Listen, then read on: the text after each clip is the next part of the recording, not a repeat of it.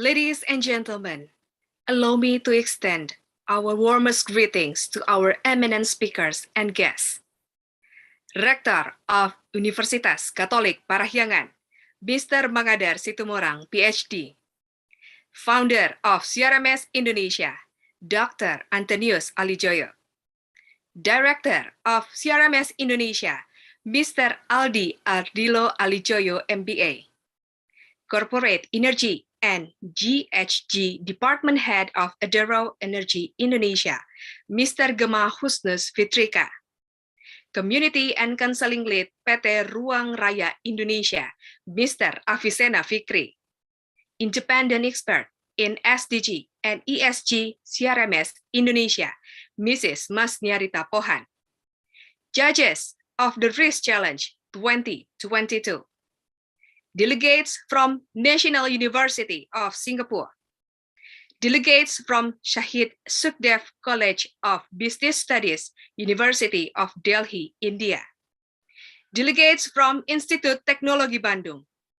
Delegates from Universitas Internasional Semen Indonesia. The participants from Hong Kong Baptist University, University of the Philippines, Universitas Gajah Mada, PPM School of Management, Sampurna University, Trisakti University, Institute of Business ITNB, Universitas Indonesia, Malang State University, and also lecturer of undergraduate program of management, Universitas Katolik Parahyangan. Distinguished guests, ladies and gentlemen, a very good morning to you all. May peace be upon us. Welcome to the grand final webinar, the Risk Challenge 2022. My name is Deba Lutfia, and of course, it's my pleasure to be a host and moderator for this event. On behalf of the organizing committee, a very warm welcome to all of you. We appreciate you taking the time of your busy schedules to join us here at the Risk Challenge 2022 today. Honorable delegates, ladies and gentlemen, to formally start our event this morning, it is my pleasure to invite Rector of Universitas Katolik Parahyangan, Mr. Mangadar Situmorang, PhD, to present his remarks. Thank you, Deba. A very good morning to everyone. Sampurasun, we call it a local greeting from Bandung. And it is a great honor for me to join you and to extend a big appreciation, a gratitude to the whole participants, especially to the organizer by running this international webinar and competition in a form of collaboration between or among University of Parahyangan Catholic University, the Faculty of Economics, and with the Alumni Association and also the leader of CRMS, Papa Antonius Alijoyo. And also to extend my special respect and appreciation to all honorable speakers, Ibu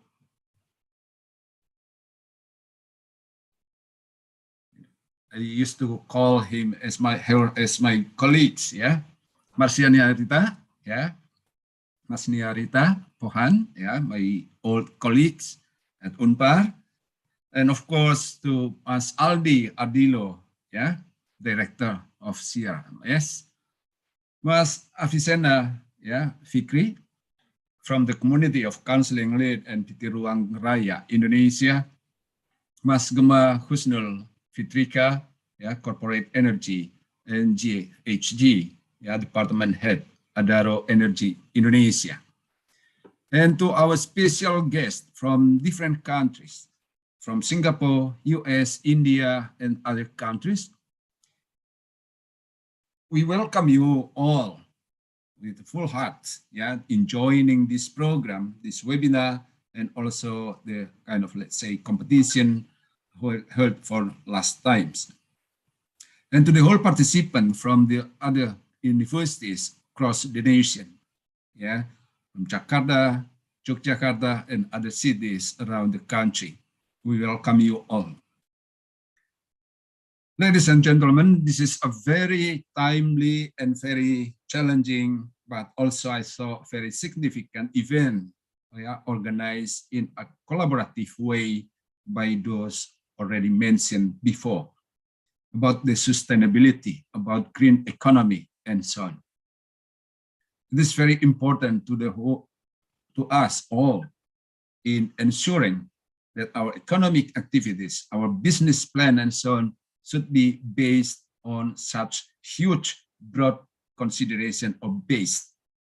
So we thank you again, yeah, for the whole organizing committee, yeah, all experts, yeah, all great ideas in making this very prestigious event, yeah, to happen today, and also by inviting, yeah, by involving a number of students to take part in this event, not only for the seminar, but also in competition on terms of big challenge for them to formulate the idea in order to make our businesses, our economic activities sustain. And on behalf of the university, again, thank you very much, yeah, to the Faculty of Economy, our Dean and economic staff, yeah, and also to Ikatan Alumni, yeah, Alumni Association, Pak Andon, and CRMS, and all partners in doing this collaborative event. Hopefully, the webinar and the whole activities will run very well and give all of us a great benefit. So thank you again, and my best wish. Thank you, Deba. Thank you, Mr. Magadar, for the welcoming remarks. Next, I would like to invite Director of CRMS Indonesia to deliver his speech in this opening ceremony. Please welcome Mr. Aldi Ardilo Alijoyo, MBA. Okay, thank you, Deba. A very pleasant good morning, good afternoon, and good evening to one and all, and greetings from Indonesia to wherever the world you are. On behalf of the Center for Risk Management and Sustainability, or CRMS Indonesia, I sincerely thank and acknowledge every one of you who extended your help to us for making this event such a success. Thank you for Pak Rektor of UNPAR, Bapak Mangandar Sitomorang, thank you, Pak, and the founder of CRMS, Dr. Antonius Alijoyo as well. And also I would like to thank you for our speakers, Ibu Masni from CRMS, Afichana Fikri from Ruang Guru, and Gemakus Nur Fitrika from Adaro Energy. Also for the participants, also for the judges of Risk Challenge 2022, and of course for the organizing committee as well. So all of this would have been just, just like a mere dream, if not for your kind support.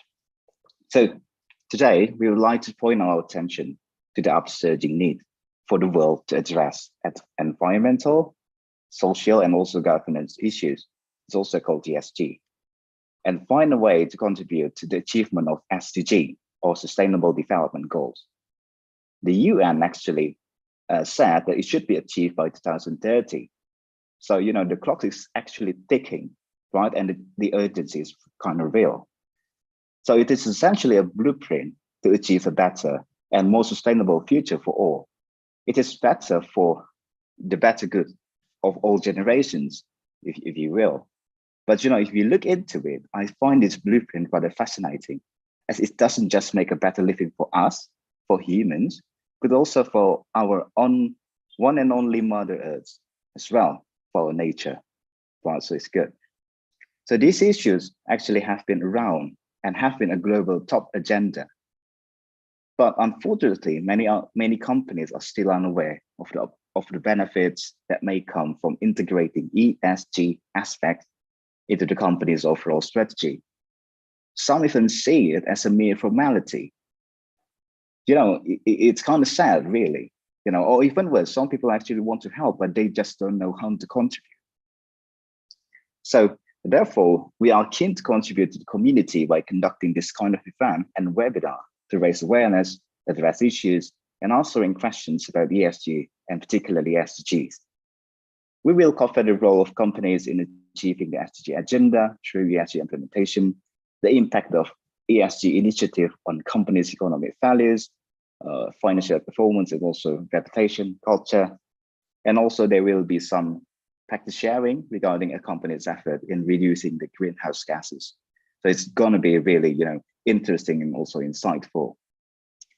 I hope you all gain many insights and be enlightened into creating responsible and impactful organizations through ESG implementation. And last and certainly not the least, good luck to the risk challengers in the grand final Risk Challenge 2022. May the best team win. Thank you. Thank you, Mr. Aldi, for the speech. Honorable delegates, ladies and gentlemen, as the start of our opening ceremony, I would like to explain our event, the Risk Challenge. Risk Challenge International Case Solving Competition on Risk Management is an annual event designed specifically to give university students from around the world the opportunity to showcase their exquisite case solving skills. The theme of this year is creating responsible and impactful companies through ESG implementation. Today is the grand final stage of the top 5 teams competing in case solving of the ESG topic. Along with the competition, the webinar comes up with the 3 amazing speakers with the title, Implementing ESG, How Being Sustainable Benefit Companies. Ladies and gentlemen, and now the second segment. We would like to request you to see the video of the Risk Challenge 2022.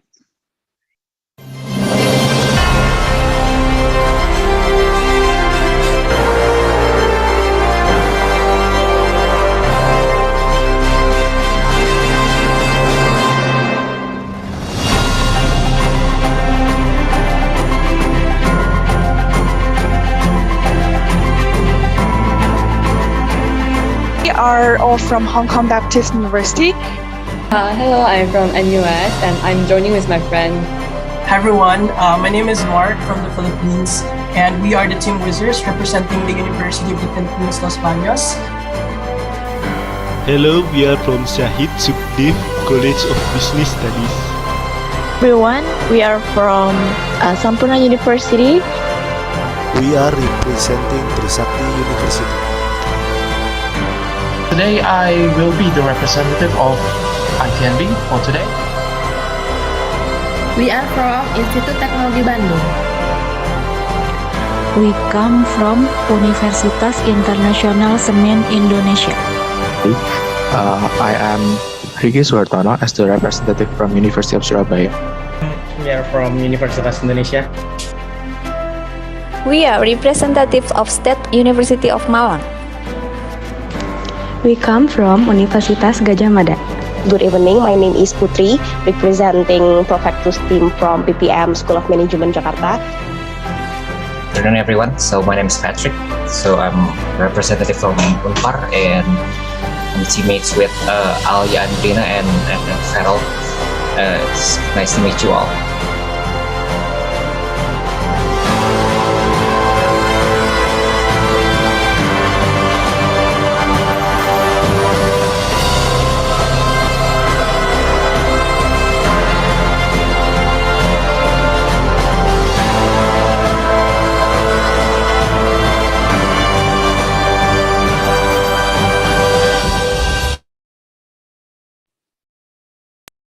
Honorable delegates, ladies and gentlemen, it's my pleasure right now to introduce you to our judges of preliminary and semi for the competition. Mrs. Isti Harini, Mr. Reynaldi Hartanto, Mrs. Nita Priscilia, Mr. Fernando Mulia, Mr. Aldi Ardilo Alijoyo, and Mr. Ridono Suhud. Ladies and gentlemen, and now allow me to introduce the top 5 team in the Risk Challenge 2022. Group 1, CJ Square from National University of Singapore. Group 2, Nonsense Consulting from Shahid Sukhdev College of Business Studies, University of Delhi, India. Group 3, Most Outstanding from Institut Teknologi Bandung, Indonesia.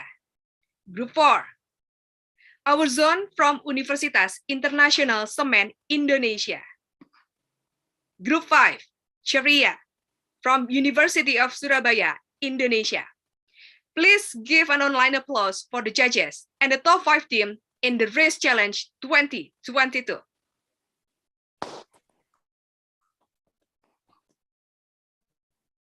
Not digital clap, the real clap.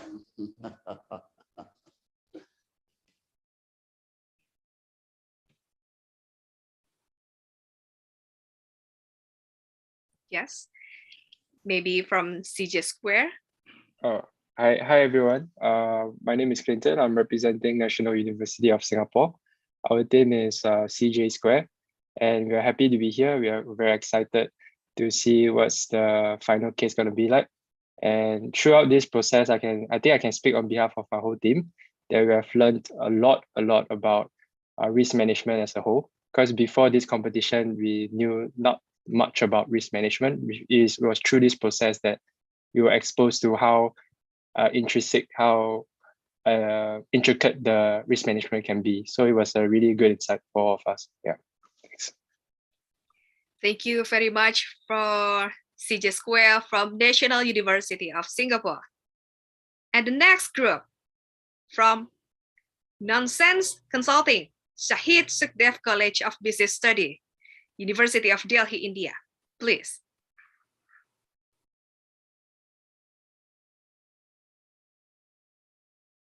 I'm sorry, I think you're still mute. I'm really sorry. It really has been a privilege. I speak for all my teammates here that we got a chance to participate in this competition.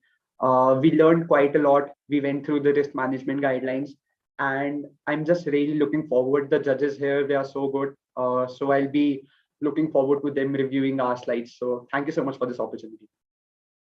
Thank you very much. Okay, the next group, Most Outstanding from Institut Teknologi Bandung, Indonesia, please.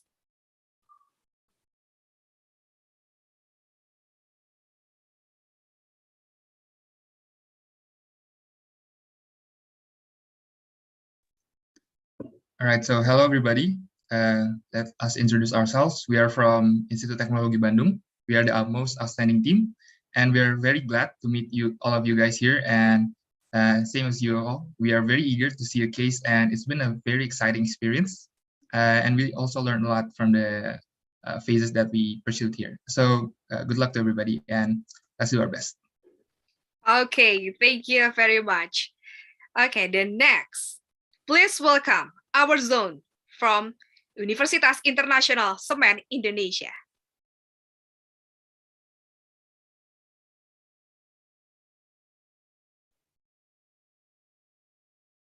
So, hello, good morning, guys.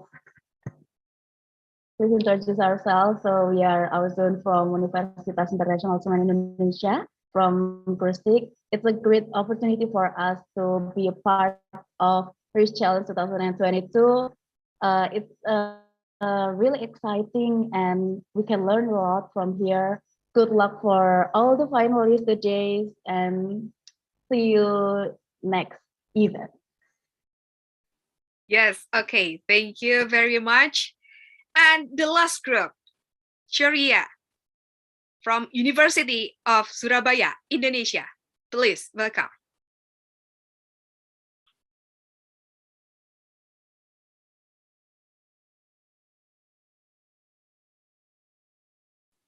Yes, Miss Clarissa from Sharia team.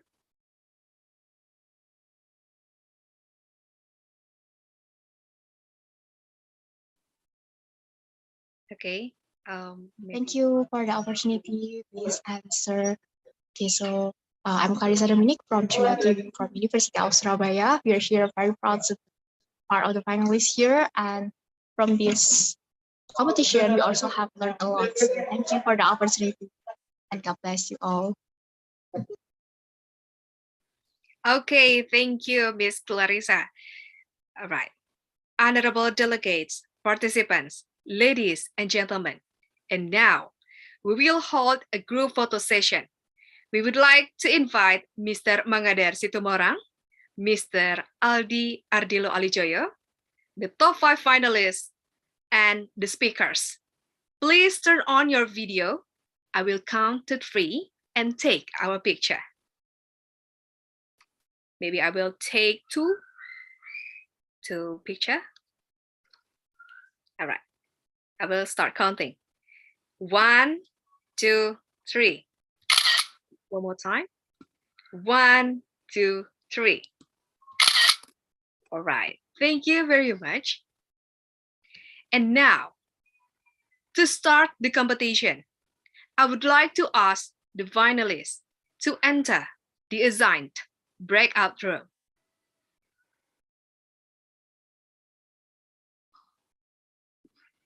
Okay. Honorable delegates, participants, ladies and gentlemen, now we've come to the main session. But before we begin, I have a few housekeeping notes. If you have any questions for the speakers, please submit it via the chat feature in the platform Zoom. And the speakers will answer after all the presentation is done. And also, please mention to whom your question is mentioned. And if you want to ask question directly, please click the raise hand icon and our team will turn on your microphone. Okay. ESG, which stands environmental, social, and governance, has become increasingly important in modern day business and considered as an integral part of many high-profile company strategies around the world. It helps firms navigate environmental and/or social risks while maintaining their integrity and accountability. Through ESG implementation, firms demonstrate their efforts to create positive impacts for the society, to responsibly contribute to the SDGs agenda, which eventually plays a crucial role in creating their long-term economic values. Though it has gained its momentum globally, many companies are still unaware of the benefits and/or potential benefits that may come from integrating ESG aspects into the company's overall strategy. Ladies and gentlemen, before the presentation begins, let me tell you how this webinar will run. The speakers will present the material for about 20 until 25 minutes. Following that, we will have a question and answer session for approximately 45 minutes. And finally, the session will be ended by a conclusion. Okay. First, I'd like to read a brief introduction to our speakers. Our first speaker, Mrs. Hilda Leilani Masdiarita Pohan. Currently, she is an independent expert in sustainability in CRMS Indonesia. And also, she is a socio-economic expert in sustainable blue swimming crab initiative.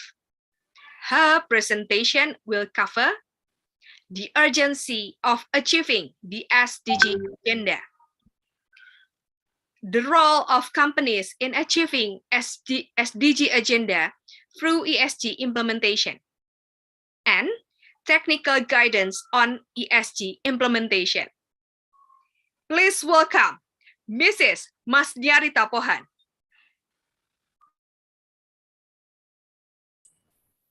All right, thank you. Thank you, Ms. Deba, and good morning, everybody. Thank you for the time to deliver my presentation this morning. My presentation will cover the benefit of implementing ESG, how implementing ESG will benefit companies. My presentation will be divided into 3 parts. The first is a glimpse on Sustainable Development Goals, because it is imperative to talk about SDG before we talk about ESG. At least we talk like a brush of SDG before we talk about ESG. And then the second part, I will talk about the relationship between ESG and SDG, how ESG is correlated, contributes to the SDG agenda. And then the third part is how to implement ESG with respect to governance, risk management, and compliance. As most of you might already aware, the Sustainable Development Goals was initiated back in 2015 in order to create a better world where people will live in peace and prosperity by 2030.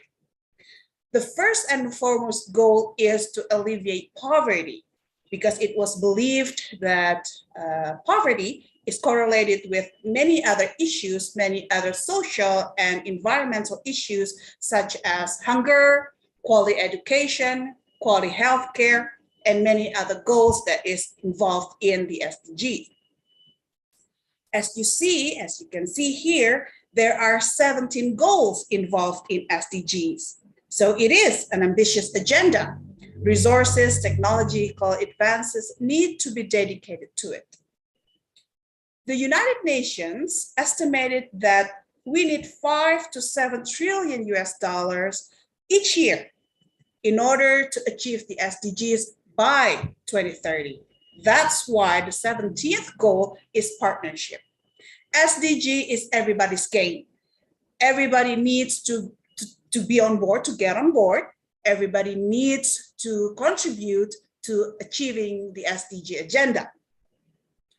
Okay, so we know that SDG is everybody's game. We know everybody needs to contribute to the SDG agenda, but then how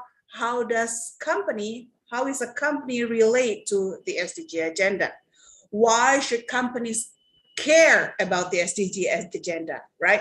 That's kind of the main question. Increasingly, capitalism as we know it is being viewed as causing as much harm as good in the world. It's related to environmental degradation, unfavorable terms of employment, land ownership conflicts. Those are a few examples of negative impacts correlated with business activities. As a response to this declining trust, to this negative trend, companies now begun to rethink their purposes. Mrs. Masni, I'm sorry. Why they exist, what they want to achieve, and how they are going to achieve it. Okay, Mrs. Masni? Yes? You have not shared screen yet. I'm sorry. I have not. I'm sorry. My bad. Okay, is it visible now? Yes, okay. All right. I'm truly sorry. Thank you. So, yeah, just a quick brush on the first slide. So SDG is everybody's game, right? It's an ambitious agenda to be achieved in 8 years ahead of us. So we need everybody to get on board, because it's a substantial amount of money needed to achieve the agenda. So we need the partnership, which is why the partnership is mentioned there as the 17th goal. So we understand that SDG is everybody's game. We understand that everybody needs to be involved in achieving the agenda, but then why should companies care about ESG, right? So there's an increasing negative sentiment to capitalism or the traditional capitalism because it was believed or it was deemed that capitalism is causing as much harm, like environmental degradation, unfavorable terms of employment, and land conflicts. So currently, there's a shift, there is a transition of how companies position themselves. There's a transition from maximizing shareholders to creating long-term value benefiting stakeholders. So now it's not enough to actually just turn in profits, but you actually need to make a difference. This is actually something that Korn Ferry, a consulting firm from the US, stated a while ago. So the world has changed.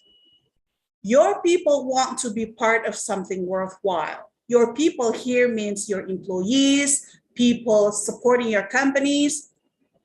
There was actually a research conducted a while back that showed that millennial workers or Gen Z workers actually, they are not satisfied anymore with just a good pay. It's all good to have a good pay. Of course, everybody would like to have a good pay, but it's not enough anymore. They would like to be a part of something meaningful. They would like to be part of something good, doing something for the better world. And also customers and investors, they want or they even demand that you behave ethically. Ethically in treating your people, treating the planet. So it's not enough anymore just to turn in profit, but companies need to make a difference. Okay, now again, how is that helping company? How is that benefiting companies, right? Because the theme, the title of seminar or the webinar is how being sustainable benefits company, right? So ESG is a set of environmental, social, and governance factors considered by companies when managing their operations and investors when making investments with respect to risks, impacts, and opportunities. So it goes both ways. Companies need to take into account their impact to their surrounding, and they need to take into account the impact of the surroundings to the company. So for instance, if we talk about environmental issues, pollution, biodiversity, climate change, so companies now have to take into account how their activities impacting climate change. Is it worsening the climate change, or actually it's doing something to alleviate climate change? But then it has to also take into account how climate change, how current condition of climate change impacts its operation, the companies. For social issues, how are companies coping up with the social issues surrounding the company? So for instance, the world currently demands that workplaces to be diverse, to be inclusive, how companies are addressing that agenda, and also how that agenda actually impacts the company. For governance aspect, governance includes the governance of key environmental and social policies and procedures. So now governance also expands. It's not only taking care of or managing financial aspects, but also environmental and social policies. But again, how are we convinced that ESG, being sustainable, is actually beneficial for the company? There are at least two main benefits of being sustainable can benefit companies.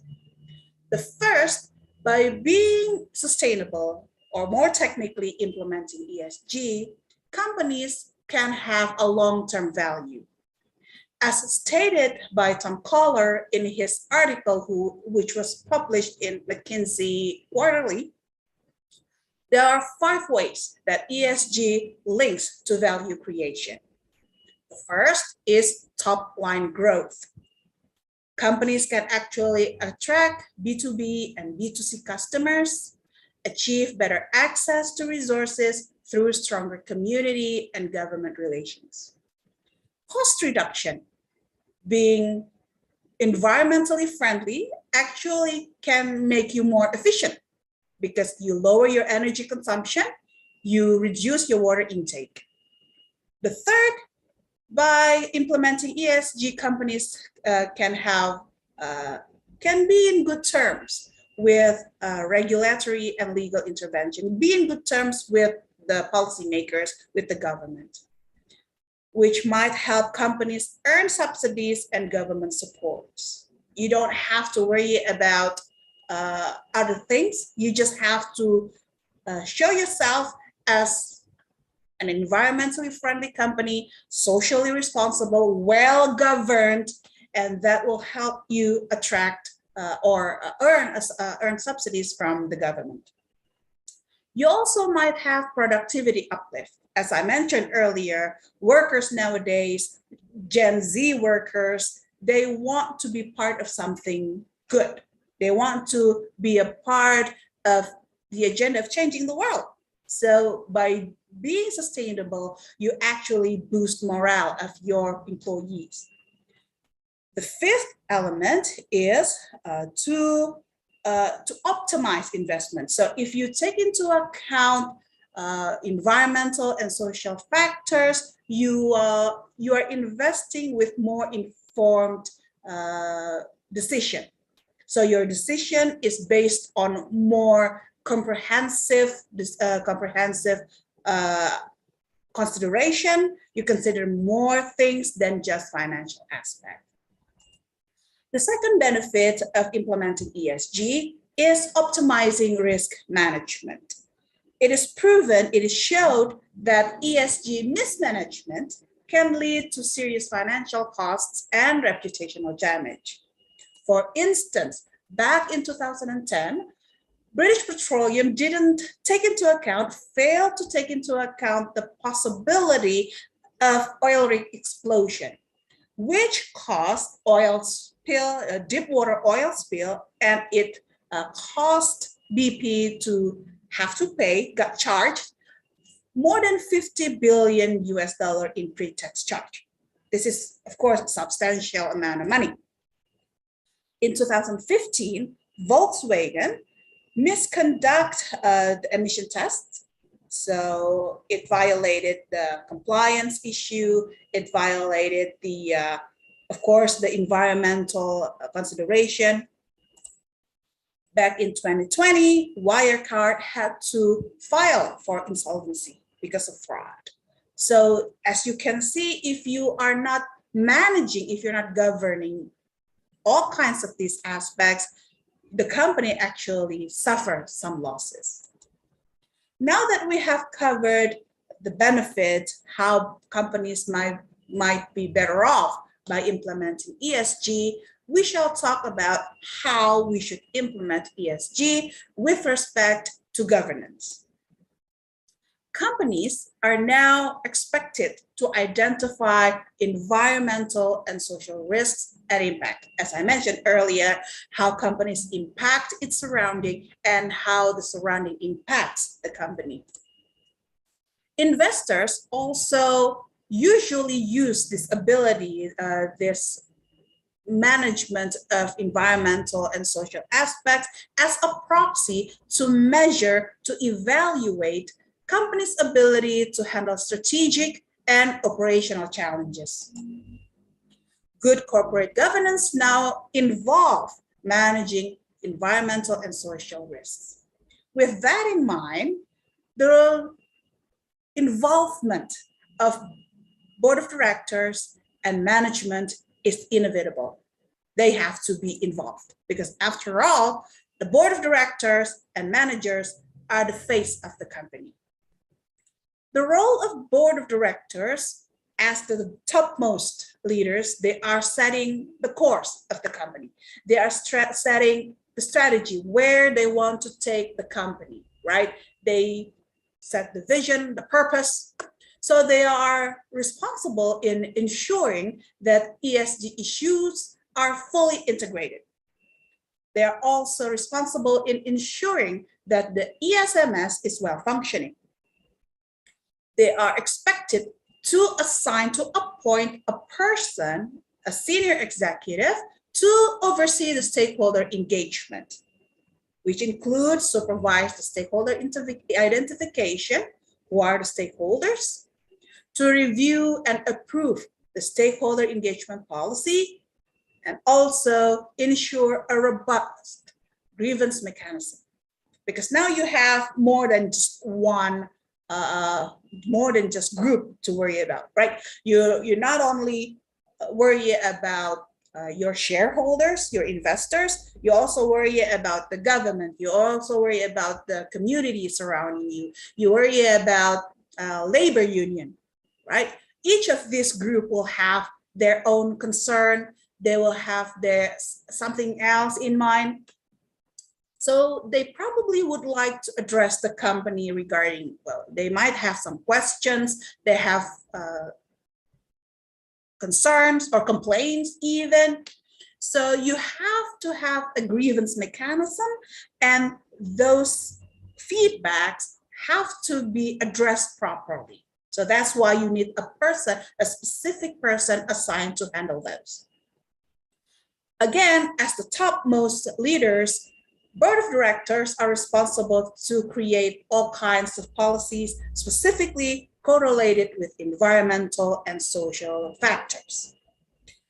Board of directors need to regularly review and revise those policies, communicate those policies to the stakeholders, and show visible proof of commitment. It's not enough to just say, yeah, we care about the environment, we are socially responsible. No. You have to have a visible proof of your commitment. You have to be committed and you have to show that commitment. You have to appoint a person to handle the environmental and social issues. That person has to handle that with appropriate responsibility and authority. That person has to have enough expertise. If not, then the board of directors need to have a proper training for that person. Next in line is the managers. Managers basically are the ones responsible to translate the policies, the vision, the purpose that the directors already created into a day-to-day business activity, right? So the role of management is to integrate ESG into business models. They have to have an integrated thinking, because now they are not only care about the financial capital, but they need to take care of, they need to manage multiple capitals. Managers are also responsible for stakeholder engagement on a day-to-day basis using disclosure and reporting. Disclosure and reporting is a tool for accountability and transparency. Managers need to implement the ESMS. There are three main steps included in implementing ESMS. First is to define material factors, substantial factors to your company. And then you have to map your internal and external stakeholders and then engage them to rank those material issues or those material factors. Managers need to take action or actions upon environmental and social problems. They need to have a procedure to handle it. They need to have an action plan and implement that action plan. Next, we talk about implementing ESG with respect to risk management. ESG needs to be incorporated into day-to-day business activity. ESMS is a tool with which companies or managers can use to kind of have a guidance where, kind of have a sense where they are, what they need to do, what they're lacking. So it is a tool to ensure lasting improvement, because ESMS will have performance standards, so to speak. It has performance standards where you can compare yourself to. You know where you're at, so it's a self-assessment. It will have recommendations as to what needs to be done within 3 months, 6 months, a year. And then afterwards, you can review yourself, how far along the improvement. Now, those standards are publicly published by international institutions such as IFC and Global Reporting Initiative. There are a few steps should be taken involving risk management. First is to assess the risk, and that's actually in the performance standard in the ESMS. It is included in ESMS actually. Assess the risk, define the process, and define the actors, participants of risk management. So it's basically what, how, who. What are the risks? How are we going to identify the risks, and who are involved in risk assessment? Next, we talk about implementing ESG with respect to compliance. Now, ESG factors, or environmental and social factors, are now included or incorporated even in policies, rules, regulations. So for companies, it is always more efficient to abide within the regulations, the law, because it lowers the cost of compliance. For instance, back in 2017, the French Parliament adopted the corporate duty of vigilance law. So basically, it requires firms to assess and address. It's not enough to assess and address negative impacts of their operation. So if you don't do that, then you're facing possibility of penalty or charge or anything. But because there's a law, there's a regulation that demands companies to do so, then companies are needed to do so. In 2019, Singapore decided to ban ads for sugar-sweetened drinks as a response to the increasing number of diabetes cases.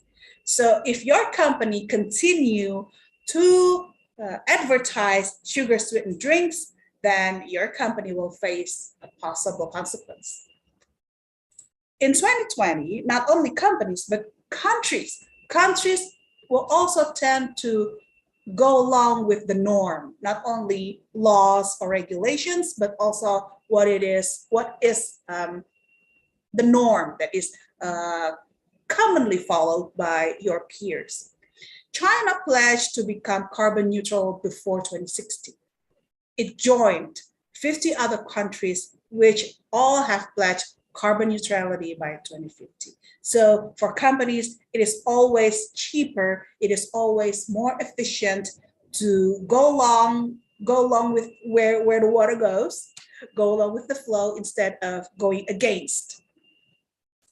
Now, if you are being compliant, if you are abiding within the law and the regulation, the norm, it is important to disclose it because of investor pressure and international regulation. Regulatory pressure means that in many stock exchanges around the world, listing companies are required to disclose their sustainability information, not only the financial reports such as the balance sheet. Investors also require reports on environmental and social factors because it helps them to analyze their management, their investment. So for instance, ESG factors, especially environmental factors, is the main focus for credit risk analysis.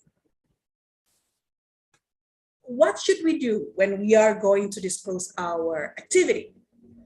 What should we do? What should we put on the report when we are trying to show that we are being environmentally friendly, socially responsible, and well-governed? IFC provides a comprehensive and integrated approach to corporate reporting. That report or that guidance calls for a disclosure of environmental and social issues, and also how your company is managing key opportunities and risks. There are 5 principles in corporate reporting. The first is materiality. Only report issues or factors that are material, substantial to your company. It needs to be complete. Information quality covers completeness. You need to present a complete presentation, but on your material information. Why only material information? Because your report needs to be sufficiently concise. Because let's be honest, nobody wants to read a 1,000-page long report, right? So it needs to be sufficiently concise. It needs to be tailored to your company, and it needs to be comparable with your peer. So your company needs to be comparable with your peer, and it needs to be dynamically comparable. So you need to be able to be compared to your peer and to yourself at different times.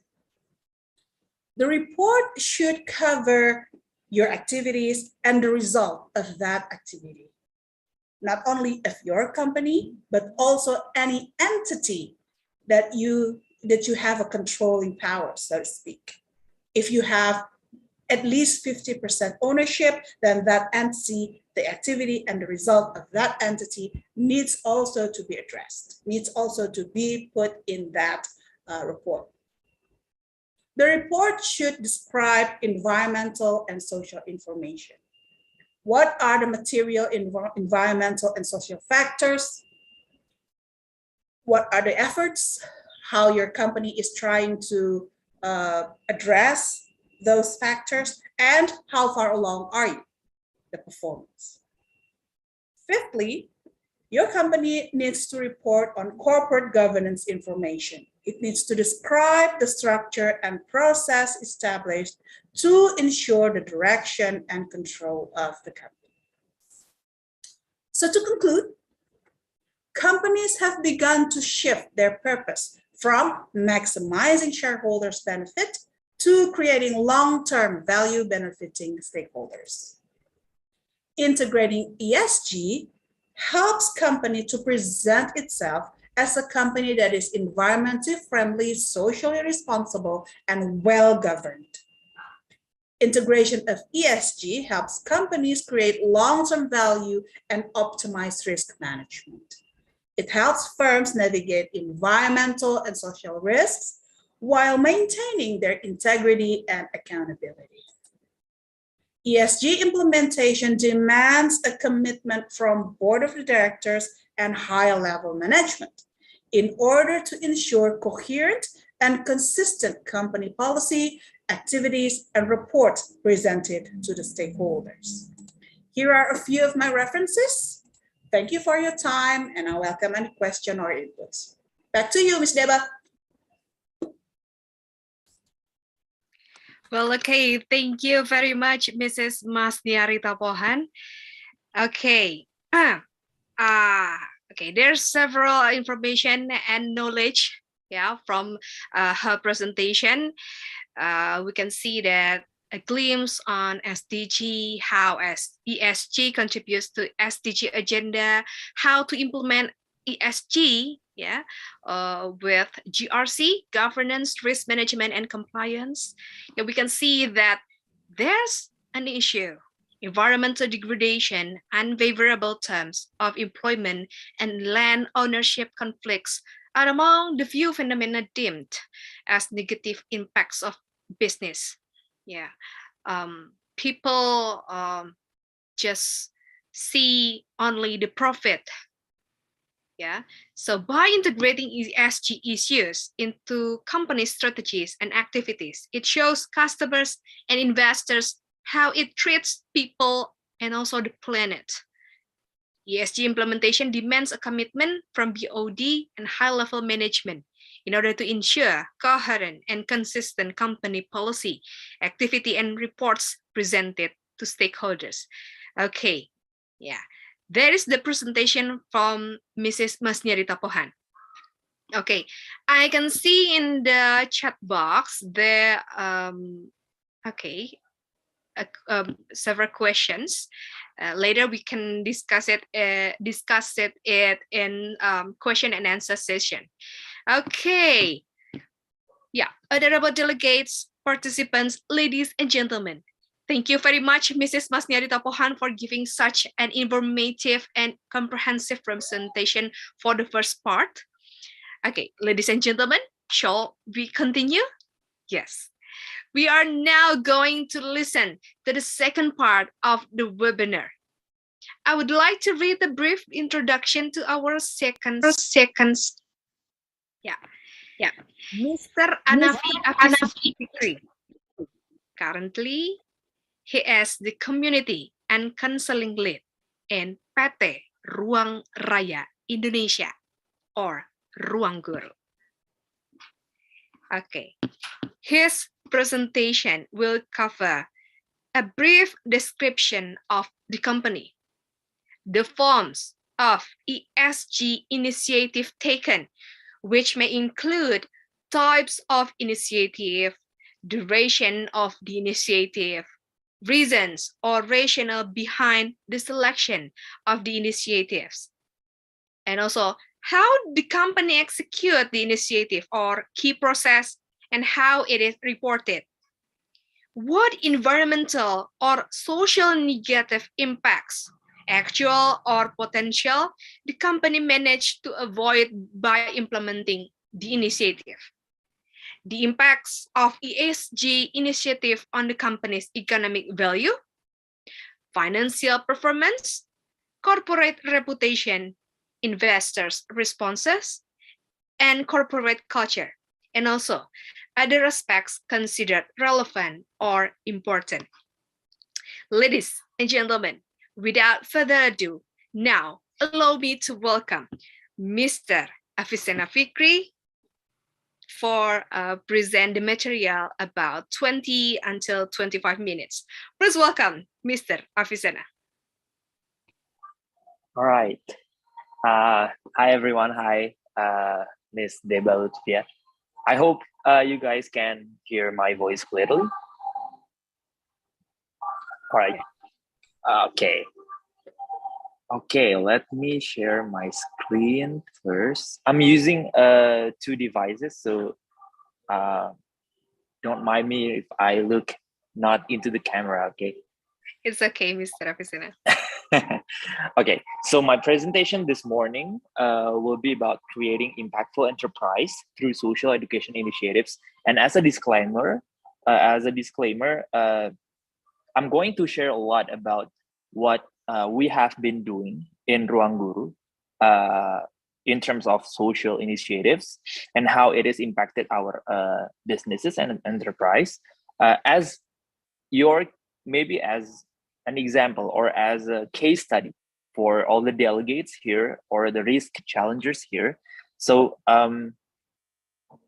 be prepared. I'm going to talk a lot about what we have been doing, not about the principles or the concepts of ESG, because that's Miss Masniriati's part. Okay. So I will talk about Ruang Guru first. Ruang Guru is the largest education technology company in Southeast Asia. We have 7,000 employees, not only in Indonesia, but also in Thailand and Vietnam, under the different name, of course. And we already impacted over 30 million students, not only students, but also teachers. And we also have 300,000 teachers offering services for more than 100 subject areas. And our aim is actually to be the best and most comprehensive education technology company, offers world-class educational solutions, not only for students, but also for teachers, and also lifelong learners like you guys, professionals, and also general public. And we're using technology. So we're leveraging technological innovations to improve access to the quality of education in Indonesia, Vietnam, and also Thailand. And this is our corporate value. So we have chief value, collaboration, introspective, human-centric, entrepreneurial, and fun. And there is human-centric right there. And that's also the soul of our social initiatives, to be as human-centric as possible, so people will feel the impact, and it will leverage our businesses at the end. Okay, so why we do what we do? This is the case in Indonesia. Indonesia is the fourth largest education system in the world. We have 61 million students all over Indonesia, and also 3.6 million teachers with 500,000 schools. So that's a lot of amount of people or system, education system in our country, in Indonesia. Yet we still have the biggest challenge, which is the gap in terms of access and education quality around Indonesia. It's still Java-centric, or even it's only in the big city in Java that have good infrastructure and also quality education and content. And that's, I think, also impacted our score based on PISA score in 2018. Indonesia is in the rank of 74. So, you know, the education quality is still low. And there is this data from UNESCO that the gap between high-performing and low-performing education group will reduce by 29% if they get the same quality of education. So actually, access and quality of education is the biggest challenge, but also a potential for our country, Indonesia, for Indonesia education system to improve. That's why Ruang Guru here try to provide a learning ecosystem that designed to solve the main challenges in education through the use of technology. So the number one is education quality, and the second one is accessibility, and the third one is the affordability. For the affordability, actually Ruang Guru's products is 1/10 more affordable than other tutoring services. So we already provide affordable services. And for accessibility, we have an internal survey that say that 70% of our users have never been used any online learning application before. So we create new necessities. We also provide Ruang Guru on the go using USB. So they just need to put that USB to their devices and download it, and then they can use our learning materials without internet, because you know there's still a lot of remote areas in Indonesia that is still hard to get internet access. We also have a downloadable materials, and we also make 80% reduction in average bandwidth usage in our apps. So it's even smaller than YouTube and you know other streaming apps. And for the education quality, we're trying to develop a personalized learning materials, and I will show it to you in the next slide. So we're trying to make a learning revolution with interactive content with high quality, and also an AI-based personalized learning. So in 2021, we're starting to launch and improve several AI-based features. We call it a smart recommendation. So our students can take a simple comprehension test, and the smart recommendation will give learning videos, materials that consider their result from the comprehension test. So each of our students have different recommendation based on their comprehension test result. So that's the number one. And also we also just launched Adapto. Adapto is an interactive learning experience. So when our students use our learning videos, there will be an interactive button where they are asked whether they need to replay the concept, the videos to comprehend more the concept of learnings that they're trying to understand, or they can choose the easiest part, or they can choose the advanced part, and it will lead to different part of the videos. So that's Adapto. And we also launch RoboGuru. RoboGuru is an AI-based features to help students find an explanation from their homework, let's say. So they can take a picture of the problems in the problem book, and the RoboGuru will read it, and will there will be an explanation towards that specific problem, and also a recommendation of video concept, so they can learn of the video and then they can answer the problem. So that's our innovations, and we're still innovating. Currently we have 15 products and more coming for primary and secondary education, and also for lifelong learning learners. And we also, as I said, we also have our business in Vietnam and Thailand under name of Kien Guru and Start D. And through those 15 products, maybe not all the products, but we try to utilize some of the products for having a greater impact through an impact team. So in Ruang Guru, in my department, impact department, we focus to utilize some of the products for social initiatives. So usually for a scholarship or free program for our beneficiaries. There are 6 focus in our department. First one is for teacher, so teacher capacity building training, and then student tutoring program, also Ruang Guru Academy Scholarship Program and Career Readiness Program. Both are the number 3 and number 4 is basically a career readiness program, but for different beneficiaries. And then we'll also develop quality content, non-curriculum. So for character building, healthy lifestyle, gender equality, and all that.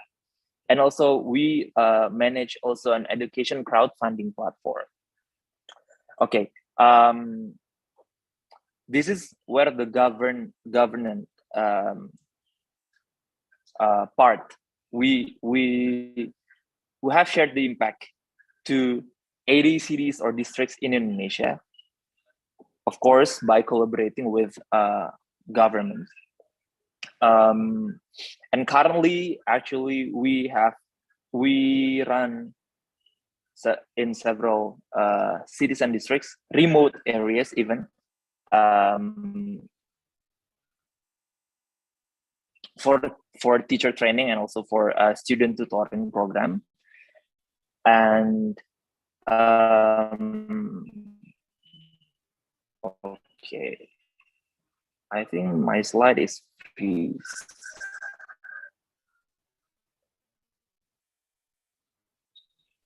Maybe you can still continue. Yes, okay. All right.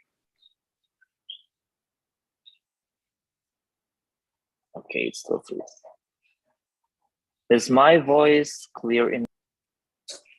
Yes, we can hear your voice. Okay, all right. Okay. So the first one, in Mission Teaching Fellowship, we're having we're trying to improve teacher competence through capacity building. Focus in 5 competence based on national framework: pedagogic competence, professional competence of the subject, personal competence or teaching self-efficacy, also social competence. And we add 1 competence, which is pedagogical, technological competence. So how to use technology in teaching. There are a lot of intervention scheme that we're doing. Access to training videos in our apps, also online group discussion, counseling. We even have counseling for teachers, and also workshop for teacher community development as our sustainability of the program. And this is our impact. So from 1 year capacity building training with the scope of 8 modules, there are an increased test to post test. So this is the comprehension impact towards our teachers, beneficiaries. And okay, we also measure not only the impact to teachers, but also to the student that is taught by our teachers. And there is a difference in difference. We're using difference in difference, and there is difference by 12 points for elementary level and by 18 points for high school level when we compare it to the control group. Okay, and we also have the sustainability part of the program by launch 400 local champions, and we call it Guru Berdampak or impactful teachers in a lot of cities and districts in Indonesia. They're doing a workshop there, or also online gathering to discuss with other alumni, discuss current education issues, also with experts as well.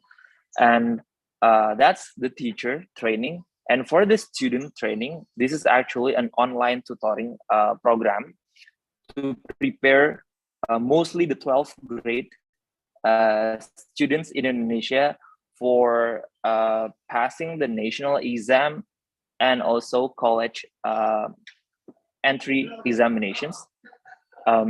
We also provide them with career counseling to help them discover themselves, discover their interests, etc. And this is for free. So this is for a lot of students in remote areas in Indonesia.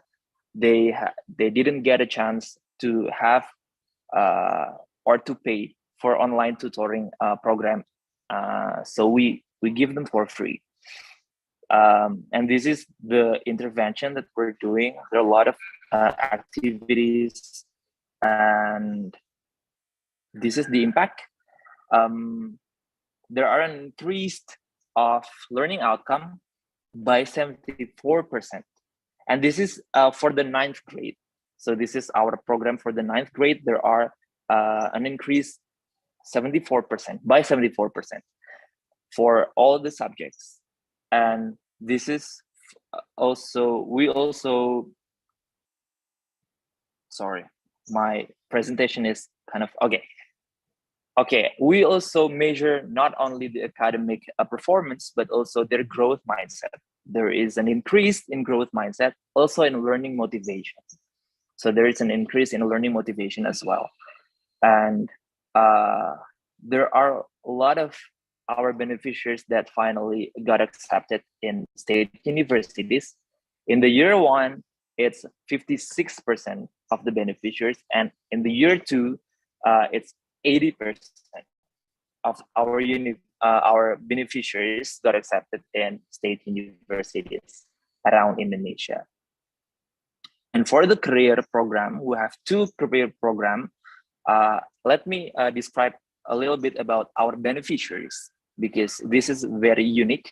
Our beneficiaries for the career program consist of the 12th grade in the Learning Community Center. So Learning Community Center in Indonesia, or called PKBM, they provide learning experience. So they provide learnings for those who need high school diploma but mostly they're not in a high school age anymore. So usually they're in the mid-20s or even 30s, like that.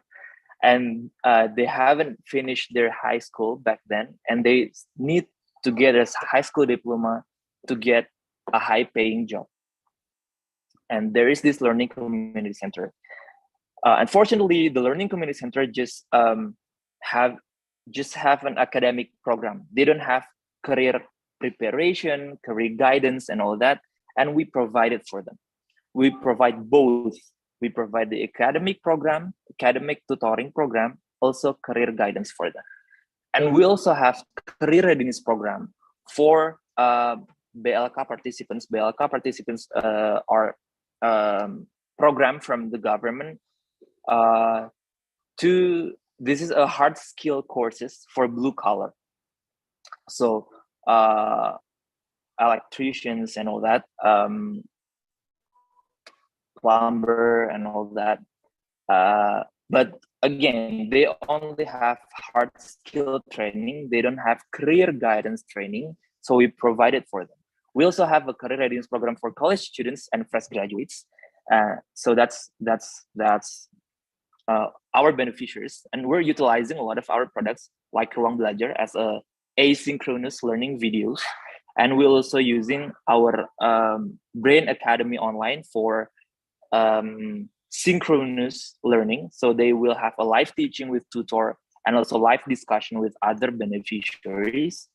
And they also have a free access for Skill Academy, one of our product. This is like Coursera. So there are a lot of topics, start from finance, digital marketing, social media, and all that. They can learn it from these apps. And this is also our weekly discussion curriculum. There are 10 curriculum that we discuss each week to equip them for getting a job. Mr. Avicenna, And I will just jump into the duration yes is 6 minutes more. The duration is 6 minutes more for the presentation. Okay. Okay, thank you. I will. Okay. Sure, I will jump to the impact of this career readiness program. So 58% of the program participants managed to, most of them are actually private employees now. And some of them are the field workers, institutionalized field service workers like driver, including online driver, cleaning service, babysitter, barber, and all that. And some of them as well try to build their own enterprise and also work in a food and beverage service. This is also the impact of the program. And this is one of the testimony, Septian. He was an online taxi driver and he lost his job because of the pandemic. And he's going through our career readiness program. And currently he's actually a marketing manager in one of a small enterprise in Jakarta. And we also have a story from Ilham. A young man with visual impairments dropped out of school because of sudden blindness and was unemployed for 6 years. And after joining our program, now he become a barista in one of a cafe, and he's wanting to open his own coffee shop soon. And there is also Fatihah, a babysitter that is accepted in State University of Jakarta. I think some of the delegates from State University of Jakarta is here as well, if I'm not mistaken. So there's Fatihah as well that is accepted in one of State University. And he is now majoring in special needs education because she wants to be a teacher. And this is also the content development that I've been talking. We're developing content, non-curriculum content, extracurricular content like digital literacy, internet literacy, tolerance, gender equality, as well as healthy lifestyle. And last but not least, we also have Ruang Peduli, the crowdfunding platform. So we invite a lot of people that want to donate for education causes. So to build infrastructure in some remote areas, school in some remote areas, to give to donate books and all that. We also manage all of that. And this is my last part of the presentation, and how it impacts our business or enterprise. Well, throughout 2021, after 3 years of our social initiatives program running, we got a lot of awards,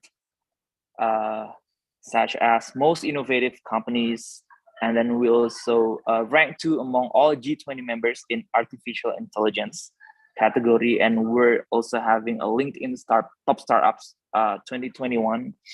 And not only that, we also have a WSIS prize from the UN for our program that is collaborating with Ministry of Communication and Technology. And there are a lot of awards that we're having in 2021 until 2022. And what about the financial performance? Actually, in 2021, in the middle of the pandemic, we also secure a series C2 fundraising from our investor, Tiger Global, and also GGV Capital. And also our reputation in among the investor also positive because of our social initiative. It's proven because one of our investor is venture.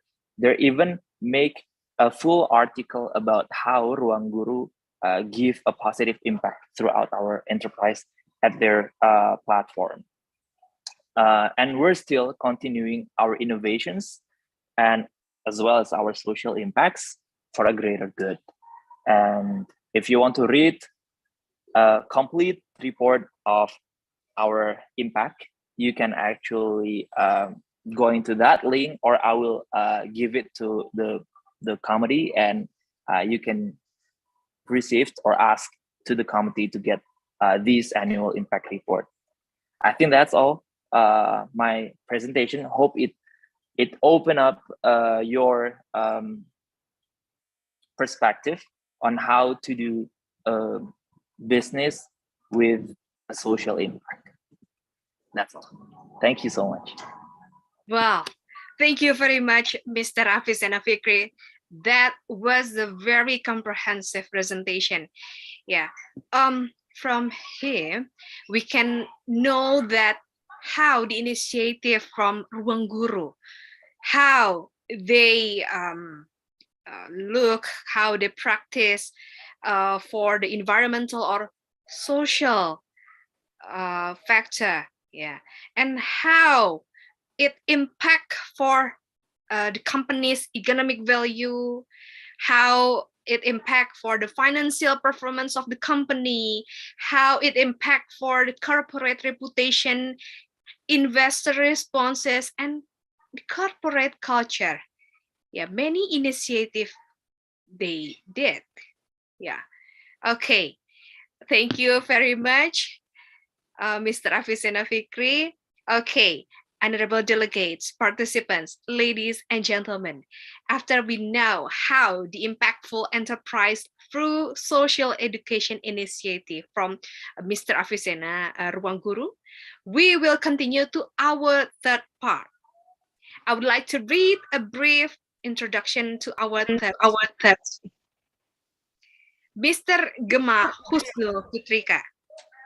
Currently, this gentleman is a corporate energy of NGHG, or Greenhouse Gases Department Head in Adero Energy Indonesia. Okay, his presentation will cover sharing practices regarding companies' effort in Adero Energy Indonesia of GHG, or Greenhouse Gases Reduction. Ladies and gentlemen, without further ado, Now, allow me to welcome Mr. Gemma Husnul Fitrika to present the material for about 20 until 25 minutes. Please welcome Mr. Gemma.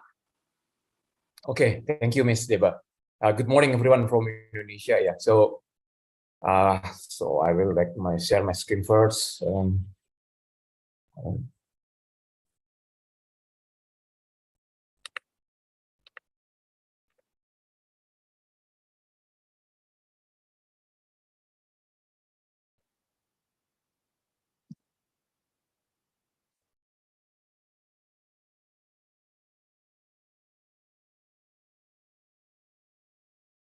Yes, okay. Can you see my screen? Yes. Yes. Okay, thank you. So I think I have 25 minutes here. The material should be present in 60 minutes, but I will squeeze my time. Okay, thank you. So yeah, good morning again from Indonesia to everybody here. So I will present the new green economy and also what Adaro do currently to do the green economy, and also yeah, we call it a just transition, right? So yeah, I would like to introduce the Adaro first. This is already introduced by Deba. So yeah, this is our agenda. So I would like to share 5 topics here. The first one will be introduction of Adaro Energy Indonesia, and then the background of how and why we do the ESG and also the green economy currently, and the current condition of the Adaro group, and then what next, and what are the benefits for the ESG and also the green economy. So first one, I would like to introduce the Adaro group here. Yeah, so Adaro is a listed company. Adaro Energy Indonesia is a listed company, and we have 8 pillars, 8 business pillars to create value and achieve the growth of sustainability. And currently we are P to power. So yeah, before P to power, we are P to port, and currently we are P to power. But beside the P to power, we have other business that we can see here. We have other pillars. You know, maybe yeah, the famous one is the Adaro mining. Yeah, Adaro mining. Yeah, maybe everyone think about Adaro will be coal mining. Yeah, but we have other business. We have the logistic and also power and land, water, and also capital and foundation. So yeah, basically we have a lot of assets in Indonesia and also in Australia, and this is the biggest asset that we have. We have Adaro mining, we have thermal coal, and also metallurgical coal here. So basically, Adaro Indonesia is one of the biggest and also our backbone currently for the business. Yeah, and we have some asset also in metallurgical coal in Indonesia and also in Australia. For service business, we have Sabta Indra Sejati. This is a mine contractor business. Yeah, because you know the Adaro Indonesia only the owner of the mining site, but the mining process will be done by the Adaro by the mining service company. And then we have coal trading. Also, we have a logistic. So we have the biggest one is Maritim Barito Perkasa, barging and shipping. Yeah, the client is not only for other group. We also do some project with other coal mining. Yeah, to barge their coal to the company like a power plant or maybe some industry. And then we have other power. Currently, we have 2 power plant running in South Kalimantan. The first one is Mine Mode Power Plant, 2 by 30 megawatt, and then we have a Tanjung Power Indonesia. This is the IPP for PLN, 2 by 200 megawatt, and we have this one is in Batang, you know, in central of Java. The project should be running this year. Yes, and then this is the complete pillar of our group. Currently, we have other water also here, and we have other foundation, and we have forestry. Yeah, Bapak Ibu sekalian, ladies and gentlemen, this is the operational location in Indonesia. We have some asset in Sumatra, and a lot of our assets are in Kalimantan. Yeah, Central, South, and East Kalimantan. Yeah, our head office is in Jakarta for sure. Yeah, and then this is the transportation that we do currently from the South Kalimantan to Java, and some to other country, but to other countries is not from us, but we have some other vessel that we rent from the contractors. Yeah. And if we are talking about the coal asset in Indonesia, we have 6 coal assets. The biggest one also I mentioned earlier that in other Indonesia, and then we have Balangan coal. We have Adaro Mineral Tbk for our metallurgical coal. We have the IMIP in South Sumatra, GE also in South Sumatra, and DEP in East Kalimantan. And we have one asset in Castle Coal in Australia, in Queensland, Australia. This is also metallurgical coal similar to Adaro Mineral Tbk. And for the reserve, we have more than 1.4 billion ton coal reserve, yeah, across thermal and metallurgical coal. And also currently we have more than resources of 8.5 billion ton coal resources. Okay. And this is our coal, the thermal coal. This is very unique thermal coal. We call it ensue coal. Why is called ensue coal? Because we have the lowest pollutant content in terms of thermal coal, right? So we have S content below 5%, and then the nitrogen content below 1%, and sulfur content below 1.5%. What is the impact? So if we have a lower sulfur in our coal, in terms of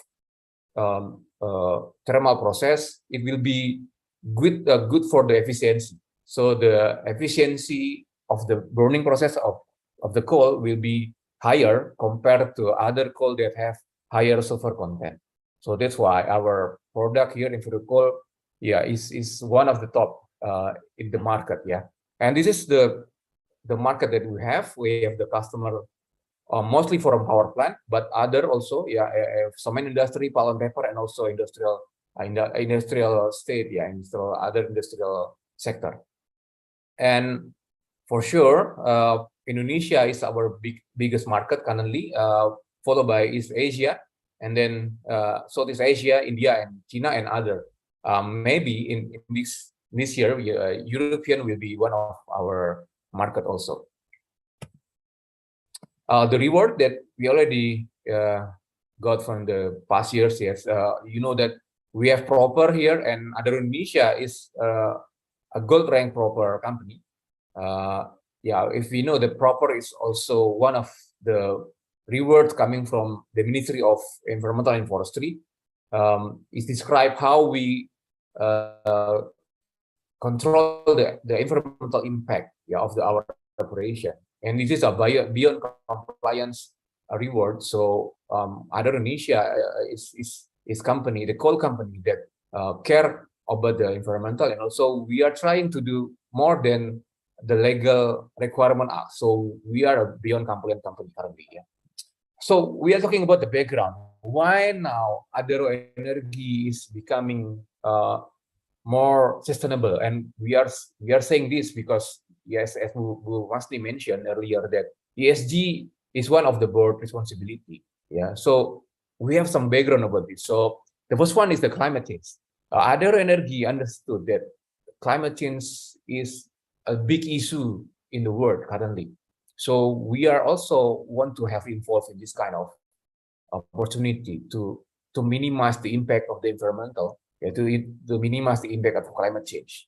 Yeah, and then for sure, the private sector is currently play the crucial roles in the low carbon economy, and this is the challenge that all industries will have. And for sure, we are concerned about the ESG, yeah. And if we're aware that last year the government released the new law number 7 regarding to taxation, yeah, including the carbon tax there, and also presidential regulation number 89 year 2021 regarding to how we implement the carbon economic value. So these 4 backgrounds is one of our backgrounds to do the ESG and also to do GHG emission reduction project in this year and the next year. Yeah, I'm not going to explain this because Bu Masni already done this one. I just want to inform you that in my department, we are focusing on this pillar, the environmental pillar, but we are only focusing in the climate change and also the energy efficiency sides. Another department in other group, they are focusing like water, waste, and etc. But in my department, we are focusing only in how we manage the energy efficiency, how we manage the energy consumption, and how we reduce the energy GHG emission by implementing a good management in energy consumption. So another concern is coming from our investors. As we must mention also that investor is playing a important role in the ESG, right? So, for example, we have 4 investors here, and this kind of question that they ask frequently to us. You can see here a lot of questions are regarding to the how we manage the GHG emission, how we have the target to eliminate, or maybe we cannot say eliminate, to reduce the GHG emission from our business. And this question is are coming every year from the investors, and the question is if we're not doing great improvement in GHG emission, we can answer this, and we have a risk, concerning to the investment side. Okay, apology is still in Bahasa Indonesia, but this is also one of our concern. We are selling coal, and how to stop this selling coal in Indonesia? Maybe it is a good. I mean, we cannot say good, but this is one way to minimize the coal selling in Indonesia. To stop the power plant.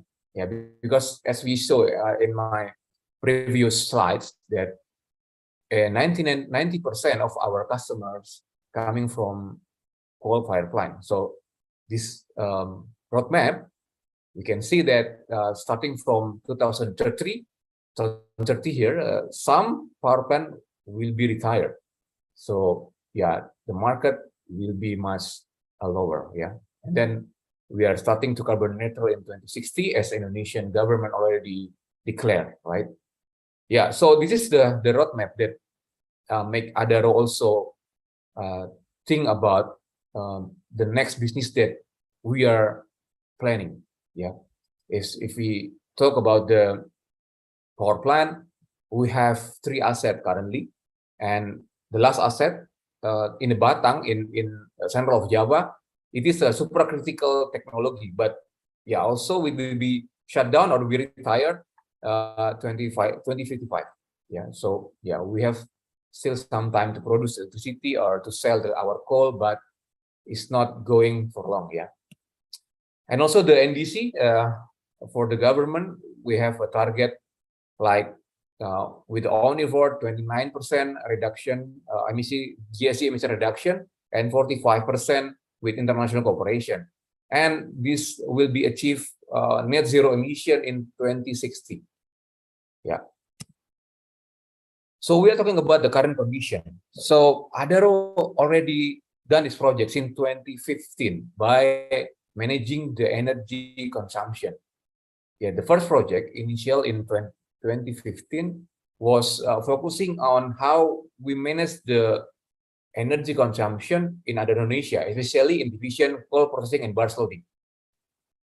And then we were trying to push the project. In 2016, mine contractor were involved in the project.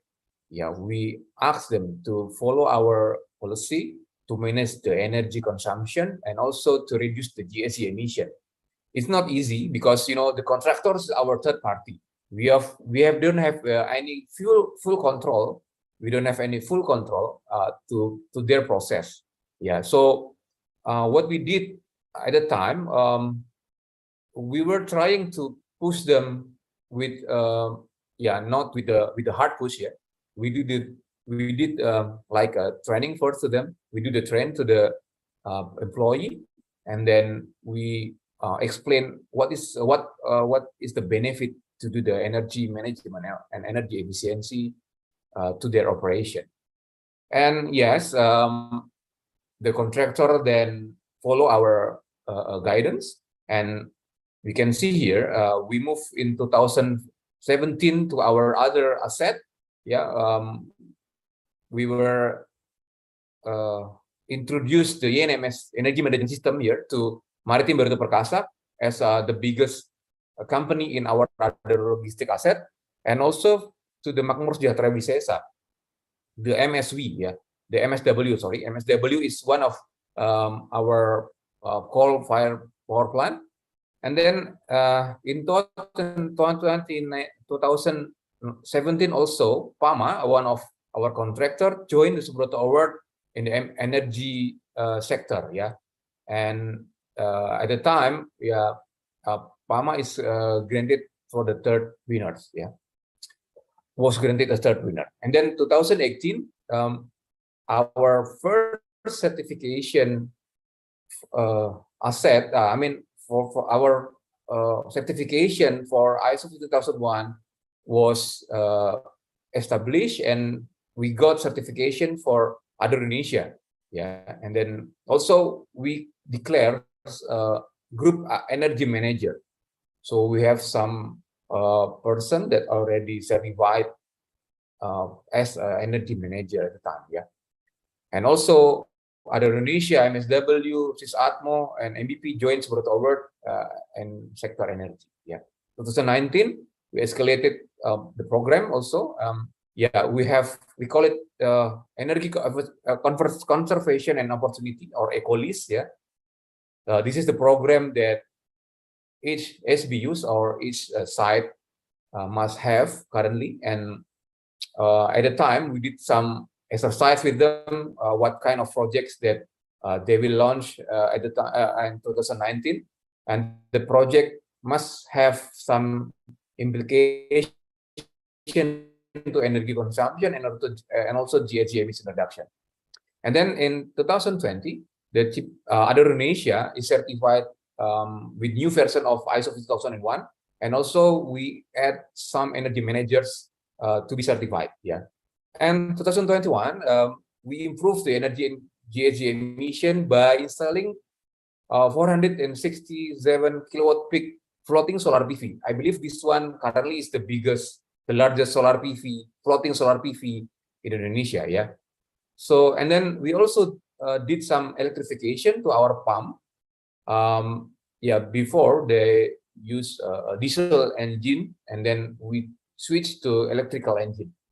And then we have a new project here. We start a new green business project together with appointed consultant here at Ben and Company. So at the time, 2021, we were talking about what Adaro will do during the coal phase, during the retirement of power plant, yeah, coal-fired power plant, and also the phase down of coal. Yeah, so we are developing new strategy for our new business. And then currently, yeah, also the other Indonesia is renewed its certificate for ISO 50001, and also we have the project called Carbon Abatement and Roadmap to Net Zero Emission for our brown business. Yeah, so we are starting this project in 2022 until 2023. And this is the idea of the project. So having seen the trigger, I don't know, believe that there is an opportunity to transform the business into the sustainable one, and then we call it the phase down call. It's not a threat, but we call it is our opportunity to switch the business and also to manage our brown business to be better. Yeah, so we call it sustainability transformation roadmap.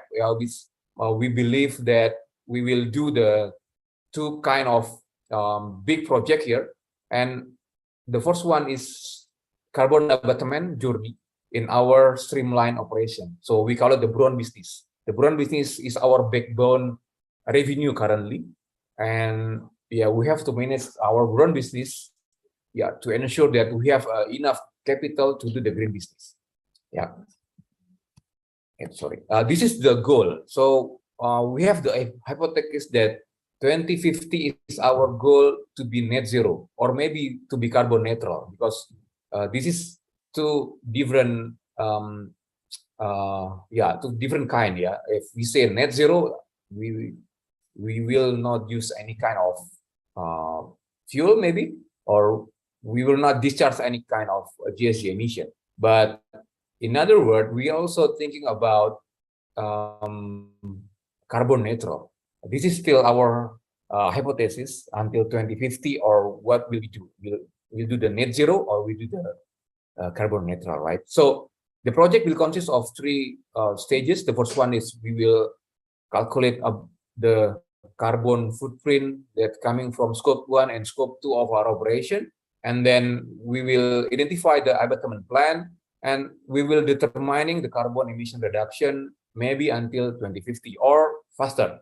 We cannot say 2050 is our target of the year target, but we can say maybe 2040, 2045, or maybe slower at 2055 or 2060 together with the government. Great. And the question is why we start with the energy management, right? So this is why the first reason is because the scope 1 and scope 2 of the GHG emission is coming from our own process.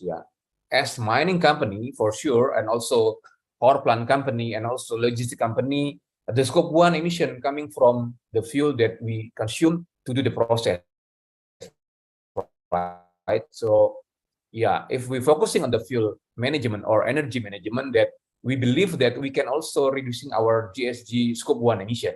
And also scope 2 is clearly defined. It is electricity that we buy from the grid, I mean from the PLN here, right? That also in terms of energy management, scope 2 is also we can manage if we can do the GHG management, energy management, right? And then another thing, if we manage the energy management, we will gain another benefit. So if we break down our costs, right? So we are talking about the percent cost here. The first one will be fuel. The fuel cost is one of the biggest, if I'm not mistaken, is in mining company is around 40 to 55% of the total cost of the operation. In the logistic company is around 55 to 65% of the total cost operation, and in power plant for sure is more than 50% of the cost operation. So if we manage the energy, we will gain other benefit, not only GHG emission reduction but also cost reduction. And the cost reduction side is very interesting, right? So because the board will see this is the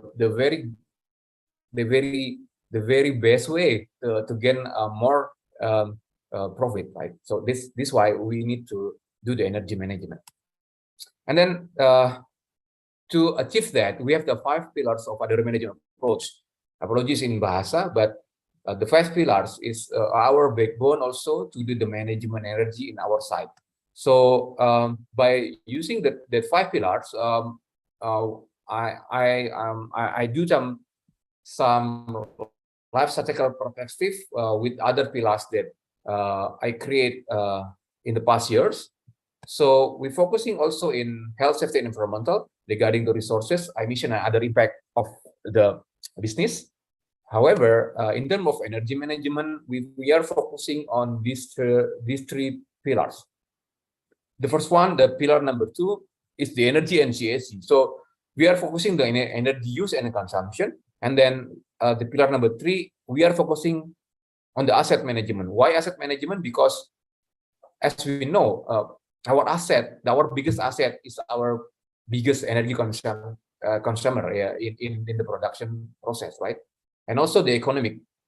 A lot of energy management approach is technical approach. That's why if we implement some new technology, we have also considered about the economical side, the COGS, the life cycle cost analysis, and the brand value. And also for the completing the ESG, we are working with the social part also with other departments. Yeah, having seen that, so in 2020, our board released a GSG and energy policy signed by the BOD itself. Yeah, this is also one of the commitment of the BOD that we are focusing in the energy management and also reduction the GSG emission from our operation.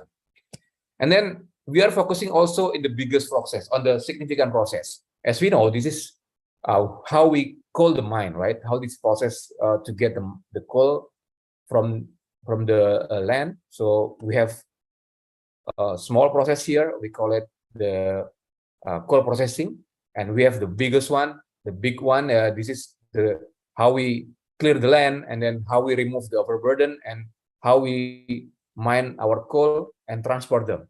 So this is the significant process in our coal asset, and we focus in this kind of process, right? This is only one example, but we do this for other assets such as mining. I mean, for such a service, logistic, and also power plant. So by seeing those processes, we can have the SAU. SAU is significant energy use in mining side. So the first one is the heavy duty truck or heavy dump truck. Yeah, you know, the truck is very big, 100 to 200 tons capacity, and this is the biggest the biggest consumer of our fuel. Yeah, the second one is loading. Loading is process to load the coal or maybe the overburden to truck with excavator. And then the third one is coal trail truck. This is how we transport our coal from ROM to our port. Yeah, and then the fourth one is dump truck for coal. Yeah, this is the first one is dump truck for overburden removal. The fourth one is dump truck for coal transport, right? So we are focusing in this kind of strategic. We are focusing with the SAUs. We control the SAUs, and by reducing like 3% of the energy consumption in the SAU side, we believe that we can achieve a big impact to our operation. Compare if we just focusing, for example, in the supporting here, or maybe the auxiliary, the generator, or maybe the air conditioning, only 3%. Yeah, compared to this one, 43% of overall the energy use in the company. So ladies and gentlemen, Bapak Ibu sekalian, so this is that we did, and we are still doing this. We have some eco-list, energy conservation opportunity. We have a lot of eco-lists here. I will not describe one by one, but this is that we do currently, and we are trying to find another eco-list that we can implement to our operation. Okay, what next? This is what very interesting is. So, in the left side, we are focusing on how we reduce the emission in our current business. We call it broad business, right? But in the other hand, we have also other green business and green industry that Adaro think that will be our future. Yeah. So it is already described earlier, but for this one, we have some project in terms of energy, green energy. We have some project, but I cannot disclose here now. But maybe one day you will see in the news, or maybe in some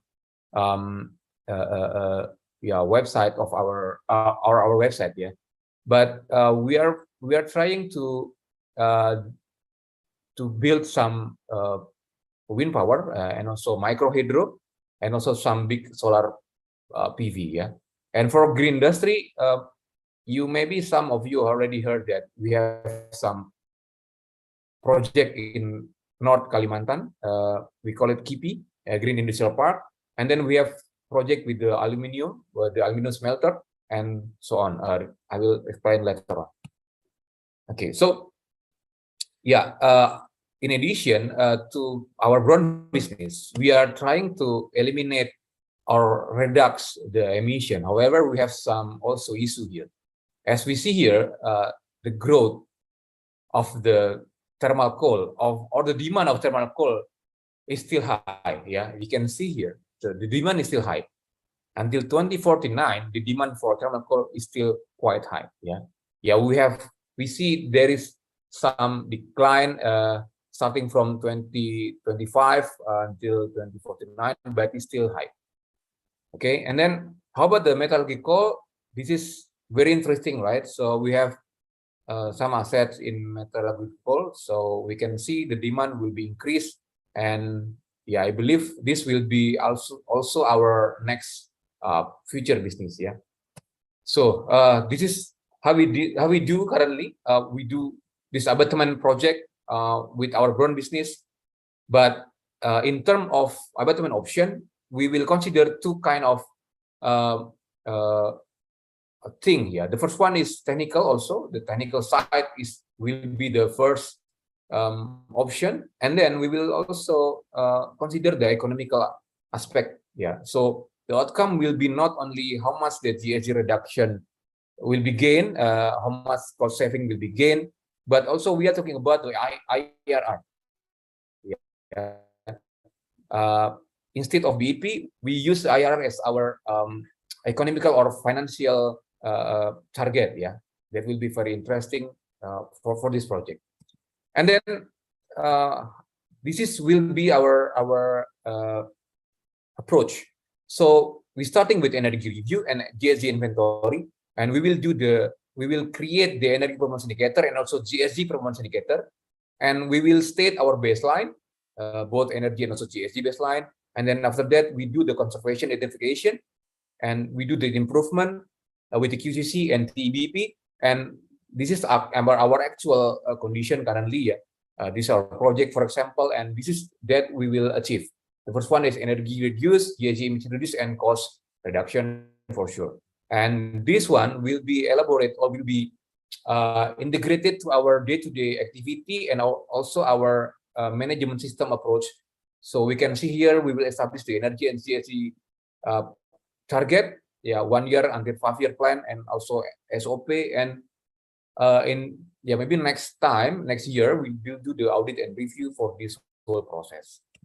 And also for the brown business, we have this kind of opportunity to do the carbon offset. Currently, the other land, one of our subsidiary, they manage a lot of carbon pool, around, we can see here 90 million ton carbon that managed by Hutan Aman Lestari under other land. Yeah, this is one also our opportunity to do the carbon offset, or maybe next time with the carbon trading opportunity. Yeah. So the green energy, this is our current green energy installed in other Indonesia. We have 130 kilowatt peak PV rooftop installed here and here. And currently we have 468 kilowatt peak PV floating. I believe, as I mentioned, this is the biggest installed floating PV in Indonesia currently. Yeah. So we are targeting to reduce our consumption by 33,000 liter per year in the very minimum, and also to avoid emission by 89 ton CO2 equivalent per year. And this is our minimum target, but the achievement currently is beyond this. 33,000 liter is only per month as we calculate in this past 6 months. So we are currently reduced more than 200,000 liter of diesel fuel by installing this both floating and rooftop solar PV. And also with the biodiesel, apologies in bahasa, right? Biojelantah is used cooking oil So we recycle our used cooking oil to B30, biodiesel 30, and you can see here it is used for our light vehicle. This one and also this one, and this is not the government program. This is our own program. As we know that we have also B30 from the government. Is different from that. This is our recycle process from our used cooking oil. The green industry, this is the opportunity that we have electric vehicle in Indonesia or in other country. This is how we see the opportunity, and then how we capture the opportunity by what? By doing the first one is we have the other mineral company that will already. I mean, this company already stayed in IDX also, and then next we will have Adaro Indo Aluminium, also the smelter. We will have a green smelter later on, not now, but later on we will have the green smelter powered by hydropower, and currently we are staying in the project of this. What is the benefit of the project? So the first one, also, if we manage the energy, we will have the energy saving equal to cost saving, and energy saving is mean also GHG emission reduction. For the positioning of the company, we will have a good positioning from lenders, buyer, and other GHG organization, and then we have we achieve the beyond complements achievement and also company image. And by that, I will say that this is a project. This is a day-to-day activity, and everything shall be measured because we cannot control that. We cannot measure, right? So that is this is my presentation for today, and thank you very much, Ms. Deba. I give it to you. Thank you. Okay, thank you very much, Mr. Gamal, for giving such an informative and comprehensive presentation. So I would like to highlight several points. Climate change. We try not only Adaro Energy, try to minimize the impact of climate change, of course, especially Adaro Energy Indonesia. Okay, climate change is so big issue, right, in global. Okay, I highlighted to how Adaro Energy Indonesia build value and achieve sustainable growth with unique whole product and strong customer base focus in Indonesia in coal. I highlighted that. And also I would like to highlight that from Adaro Energy Indonesia, we can also know that by doing the energy management, not only the GHG practice, but also there is a cost reduction, and it must be gain more profit for the long term. Okay, all right. Thank you very much, Mr. Gema. All right. Okay, I think all the presentation from our three speakers is done. Now we've come to the Q&A or discussion session. We are glad to receive questions from all the participants. Okay, maybe I will read from the chat box. Okay, for Mrs. Masniarita session, from Mr. Daniel Lustiadi, PT Permodalan Nasional Madani, and the question is, what kind of long-term value that proportionally will be delivered for stakeholders? Maybe it was not just for Mrs. Masniarita, for Mr. Avicenna and Mr. Gema can also answer this question too. Okay, Mrs. Masniarita. So, what is the answer from Mr. Dan? Do you want me to answer? Do you want me to answer one question at a time, or do you want me to answer like compile all the questions first and then answer them one by one, or how do you want me to go about? Maybe for this question from Mr. Daniel. One question at a time, sure. All right, so Mr. Daniel, thank you for your question. Basically, for the stakeholders, what are long-term values? Well, again, for stakeholders now involve investors, of course. They remain as stakeholders, but then it's added on top of that.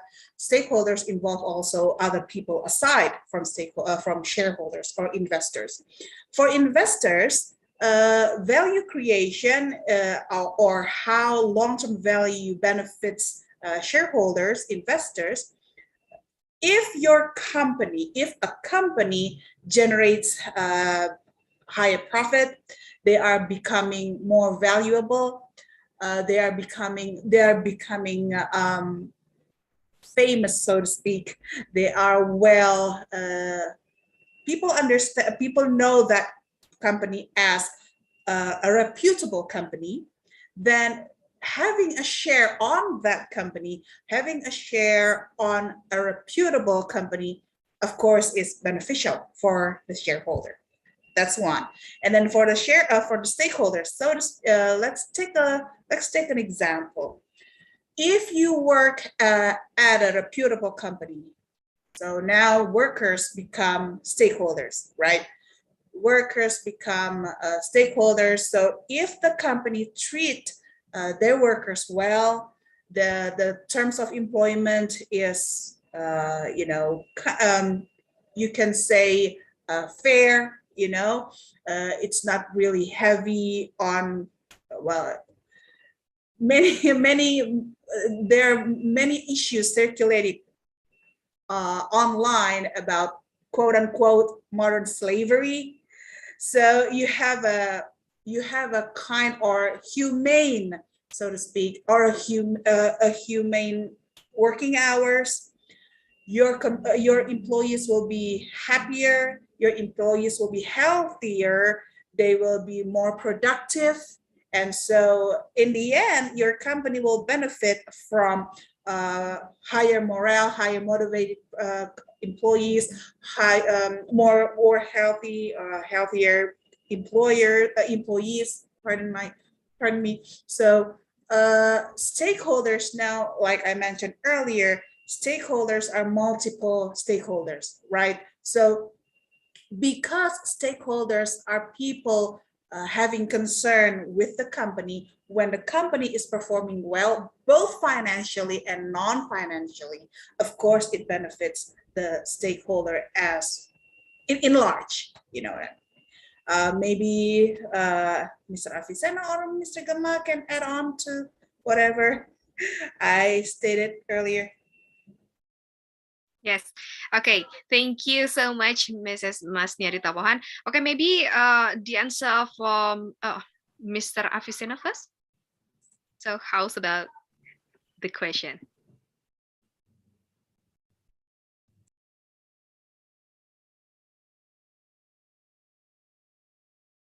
Mr. Afisena, should I repeat the question? Yeah, sure. Okay. Sorry. Yeah. Okay. The question is, what kind of long-term value that proportionally will be delivered for the stakeholders? Well, actually, Mrs. Masni's answer actually already sums up all the answers. But for Ruang Guru, actually, the stakeholders would be investors as well as employees. I really agree with Mrs. Masni's point. Employees and also so investors, employees, as well as the beneficiaries. For beneficiaries, long-term impact would be the better quality of education for Ruang Guru. In Ruang Guru businesses, so better quality of education, and they can actually utilize our sustainability scheme throughout our programs. So they will still feel impacted in the long run to give a multiplying impact to the society, the wider society. At least on their local communities, like the teacher,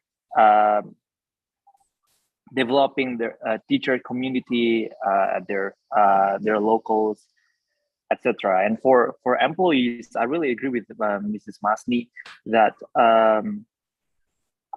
when this annual impact report,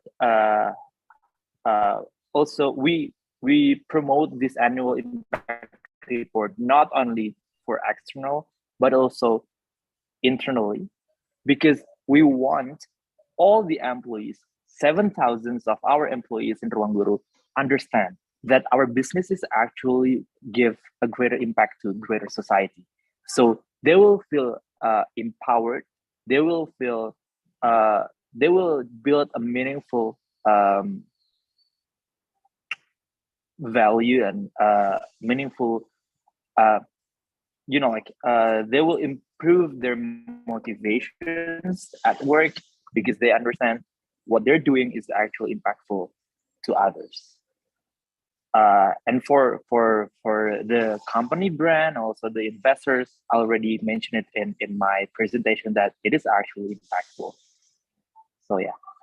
Okay, thank you very much, Mr. Avicenna. Okay, maybe the answer from Mr. Gemah, please. Yeah, thank you, Ms. Deba. So I just want to add the point that Mrs. Masni and also Mr. Avicenna already mentioned. Yeah, the point is if we do the right thing, so the impact will be effect to all the stakeholders for sure. Yeah. So, for example, if we're talking about in our company, in mining company, so the issue of coal face down will be impacted to also how the employee of our mining area. They'll know that coal will be gone. they talk about what we'll do after this. Yeah. So if we do the right thing, I mean, we're planning to do the green business. The green business is not only to have a bigger profit, right? So we are care about the environmental, so we are doing the green business. So yeah, it will be also make the employee or the contractors who do the coal mining, they will feel safe. They will say, okay, after this we can do another thing. We are not mine coal maybe, but we will do the smelter, we will do the mineral things, and we will do another green project and another green energy. So yeah, this will be in line with the thing that we do currently and what we'll do next for the green one and the greener, and will be impact all the stakeholders. I think that will be our addition. Thank you. Okay, thank you very much. That's a great point, Pak Gemah. Doing the right thing. Yeah. Thank you. Doing the right thing. Okay, thank you very much. Okay, so how's about the answer, Mr. Daniel Lustiadi? Any question more? Please raise your hand if you want to say it directly to our speakers. All right. Yeah. Okay, I will move to the next question from Mr. Robert Nanlohi from Resolution. Okay. Okay, thank you for the answer from Mr. Daniel. Yeah, from Mr. Robert, the practice of ESG in Indonesia has already been started since the 90s by several companies. Mine started in 1997. During years of practicing, we also adopted the following regulations where shareholders come from Singapore, Hong Kong, Britain, Norway, Finland, etc.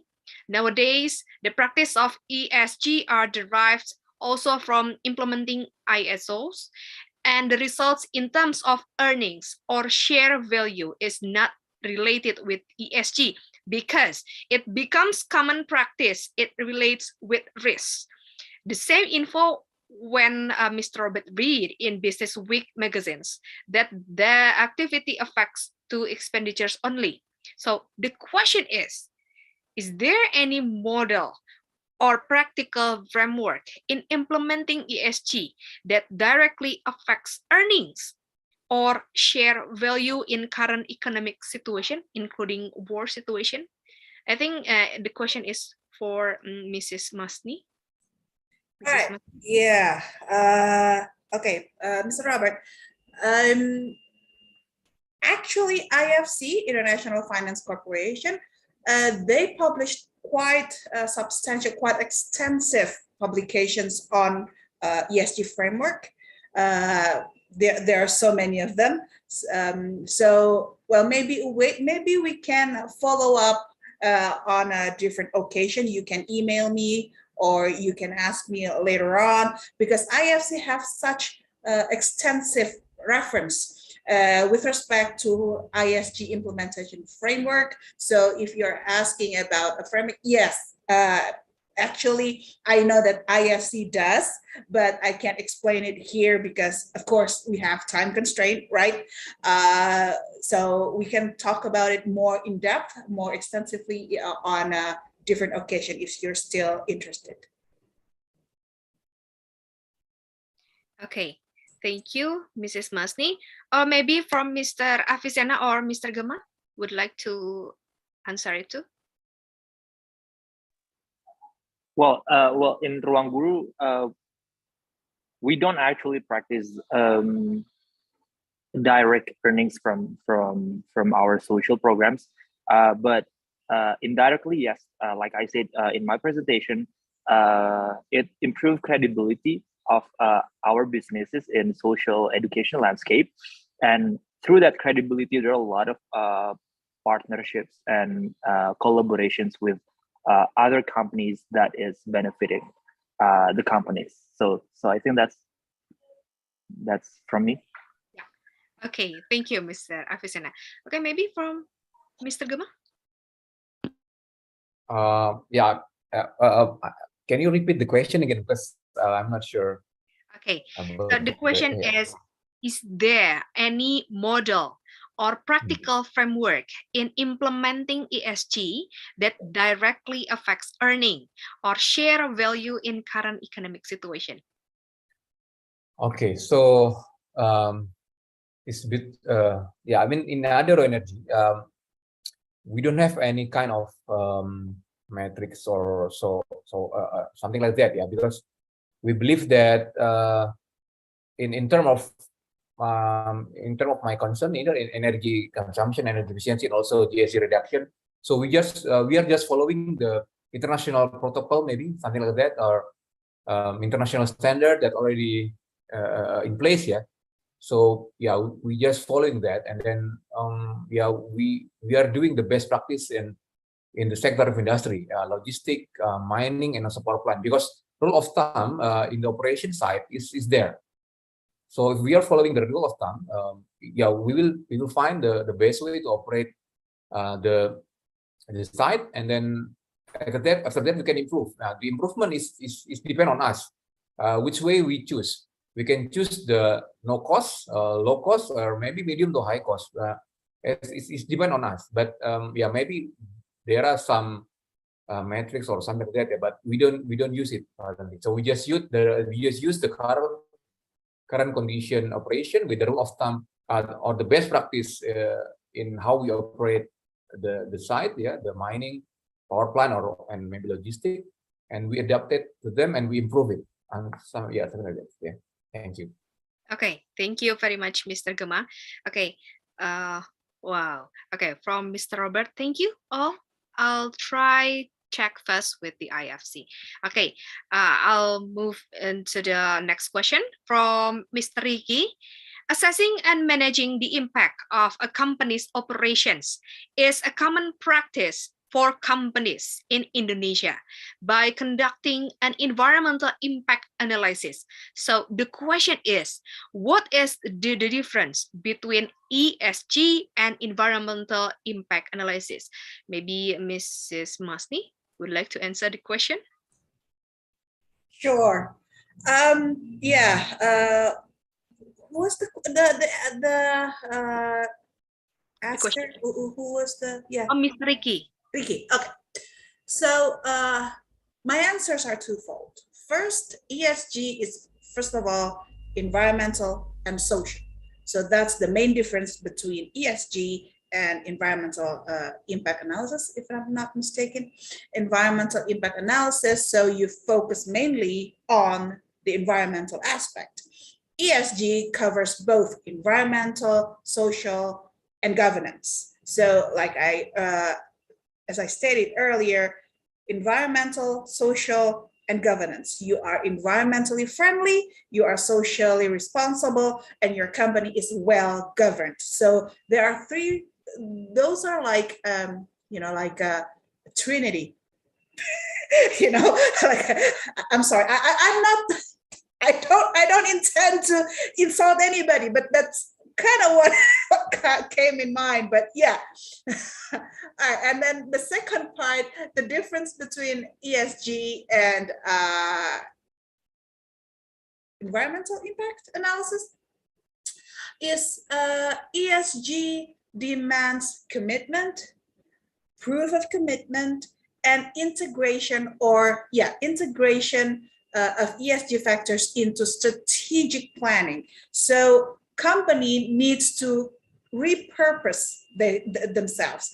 They need to rethink where they want to take their company, what values they believe in. So it's not merely conducting an analysis, but integrating that analysis, that step, into further actions, into further planning, and making sure that those plans are well implemented. Maybe Mr. Afisana and Mr. Gamar can add to my explanation. Thank you. Okay, maybe from Mr. Afisana or Mr. Gamar would like to add the answer from Mrs. Masni? Well, maybe I just gonna add one simple point and sentence that I think from the ESG perspective, it really makes the companies think how they actually run their business responsibly, not only because of not only the analysis, or like in Ruang Guru we have impact report, not only the report, but also how it implements on our daily business. And that's why Ruang Guru also developed an impact team, a social impact team, a specific team that manage all that social initiatives. And this impact team not only responsible to run the social initiatives, but also to be the example for other departments that they can actually run their daily task, their daily business with social mindset on their daily task. So I think that's how ESG try to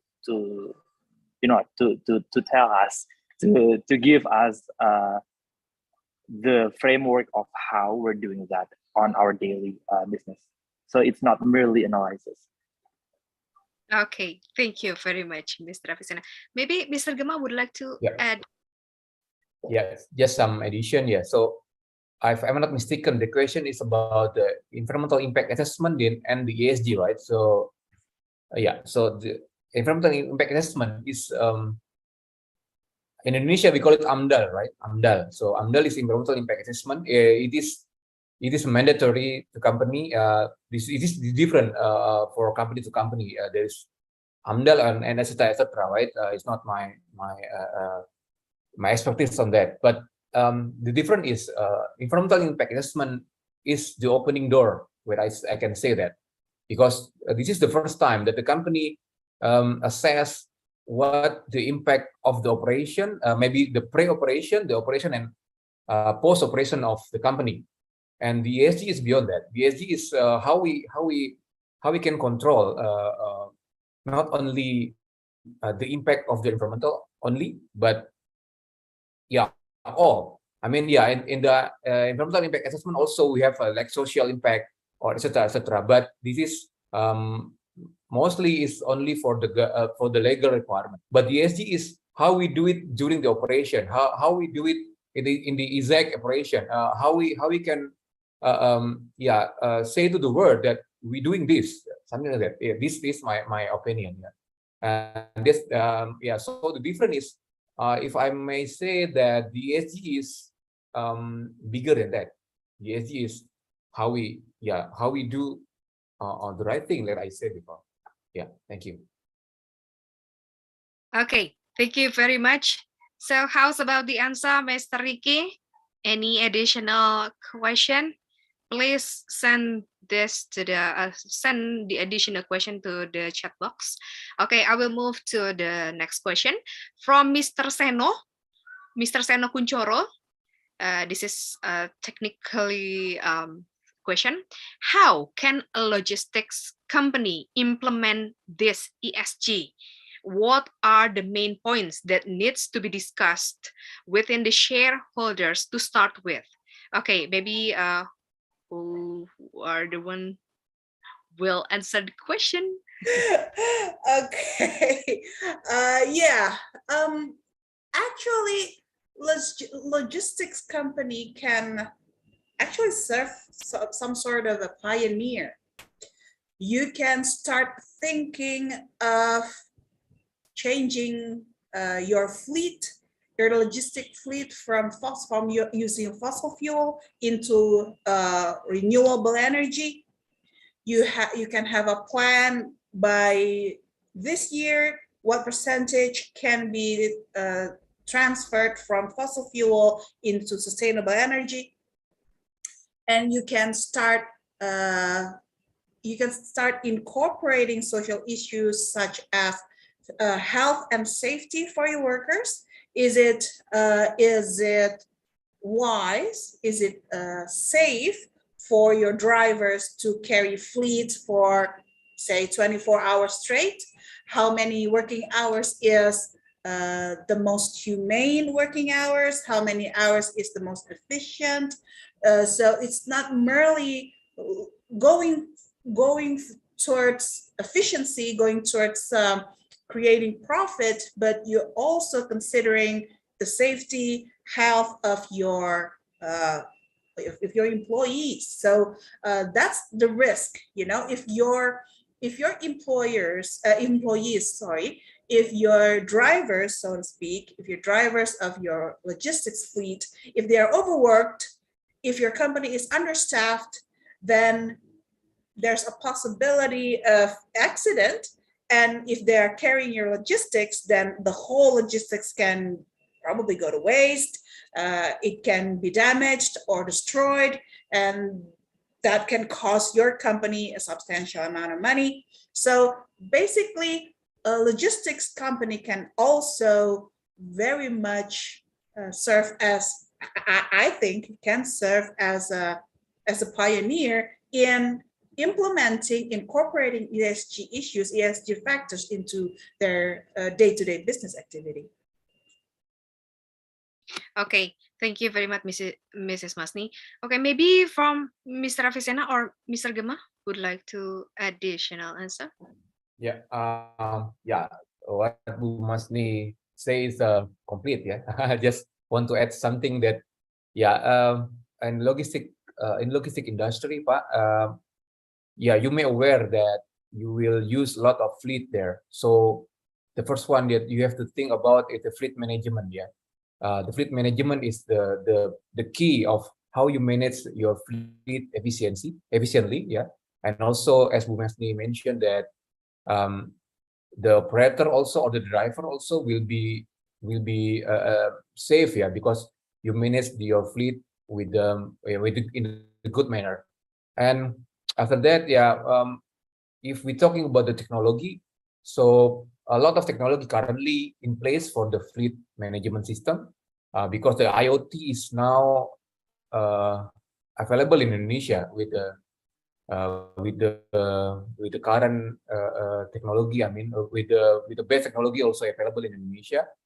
And the third one, maybe I will say that you have also to ensure your maintenance process, Pak. Because if you have a lot of fleet, you have to ensure that the fleet is ready to use. Ready is not mean by it is start and go, but it is also have a least emission and also efficient energy. Yeah. So the maintenance also one of your condition that you may aware of. And then the fourth one, if we're talking about technology, also as Bu Masni mentioned, the option is to change the fuel. That's also great, but changing fuel is not cheap. So maybe you have to think about a dual fuel engine. Dual fuel engine is available in Indonesia, and maybe you may think about installing a fuel gas in your truck, but not not standalone, because gas is limited. I mean the range of the gas is limited compared to fuel, so you have to think about a dual fuel engine in the short term. And a long term, you have to think about change the fuel, maybe electricity or hydrogen fuel cell or etc. But I just add from what Ms. Masni mentioned earlier. Thank you. Okay, thank you very much. Maybe from Mr. Avicenna? I think from Mrs. Masni and Mr. Gamal's already, complete all the answers. So I think that's from me. Okay, right. Thank you very much for all the speakers. Okay, ladies and gentlemen, however, due to the limited time, we need to end our discussion session. I very apologize to the participant. There's still 2 more questions that not answered yet, but we have finally come to the end part of this webinar. But before we end this session, please allow me also to take some highlighted points from today's session. As the title of this webinar, Implementing ESG, How Being Sustainable Benefits Company. By integrating ESG issues into company strategies and activities, it shows customers and investors how it treats people and planet, not only just treat the profit. Integrating ESG also helps companies create long-term value and optimize risk management, navigate environmental and social risks while maintaining their integrity and accountability. And as we can hear from this discussion, there's many positive impacts comes from ESG initiative on company's economic value, financial performance, corporate reputation, investor response, and also corporate culture. And also from Other Energy Indonesia, I highlighted that we can also knew that by doing the energy management, not only the GHG, but also cost reduction, and in the long term it can affect or it can impact for gain more profit. So that is the ESG practice for the companies. Yes. Okay. And the next segment, ladies and gentlemen, I would like to invite founder of CRMS Indonesia, Mr. Antonius Alijoyo, to give us the closing remarks. Please, welcome. Thank you, Deba. Though actually, I'm wondering myself, because you have already talked everything, so then there's nothing left for me then to say anything. But thank you so much. Allow me just to represent not only Center for Islamic Studies, because I'm the founder in there, but I also the lecturer in University Catholic Parahyangan, and also the chair of Parahyangan Catholic Alumni Association for the Faculty Economics. Very short, because this is a Friday. Basically, thank you so much. The seminar started by our highly respected rector of Parahyangan Catholic University, Pak Mangandar Situmorang, and then followed by the senior speaker, led by, I just know the name of Masni is Hilda Leilani Pohan. I know the short name is Masni, as academic colleague and consultant who presented about the urgency on achieving the SDG, how it will benefit company. It's good. Yeah. She takes through us a little bit of SDG and ESG at glance, and then how the SDG and ESG relationship, and most importantly, how to implement ESG in the spec of GRC. This is good, because I also active in many initiatives of GRC, and it's quite awesome. People questioning how to implement things like that. Thank you, Masti. I know your full name now. Yeah, yeah. And then it's followed by a very good two example how to practice this. One is about digitally based startup, which is actually around us. Thank you, Asifena. Yeah, I'm quite difficult to spell out your name. Sounds like not Indonesian name, but I suppose that you are Indonesian. Yeah, some an education services company, and the other is the biggest of the coal mining company listed in Indonesia, around seven billion US dollar market cap. Yeah, and then you show us the practice how to use it, because coal mining, we know that exactly many spotlight on that. Yeah, on the ESG, but I think doing well, and it's good also to practice to all of us. Yeah, and in here, may I highlight a little bit, but Pak Asifena, sorry, I call it you Avicenna, Avicenna. Yes, Avicenna is fine. Avicenna, right. Ruang Guru, as one of the successful startup, yes, yeah. And number 25 in the world most innovative company, number 2 in the G20 artificial intelligence, and I just finished from the artificial intelligence class from the Oxford, so that what you do is really the things in practice. Yeah, you show the Adapto, RoboGuru, etc. So the highlight is, yeah, the learning you bring out that we cannot attack things, we cannot address things on the partial. You attack things on the learning ecosystem, which is good. Yeah, and the impact is so real. And then thank you for the learning experience sharing. It is invaluable. And one thing I highlight, you said, for a greater good. That's good. Yeah, for a greater good and business with social impact. So it is a message not only just a generation, but generations. So mean from generation to generation that stay. And the last but not least, Pak Gemma Kusnul Fitrika. I'm familiar with Fitri is a female name, but you come up with a male name, so I'm quite difficult. Yeah. So, you share that how the Adaro, as one of the biggest energy company in Indonesia, listed in Indonesia Stock Exchange, what we needed, how to get there. That's very important. What needed not only just academic exercise, but also it is a part of the commitment, so putting energy on it. Yeah.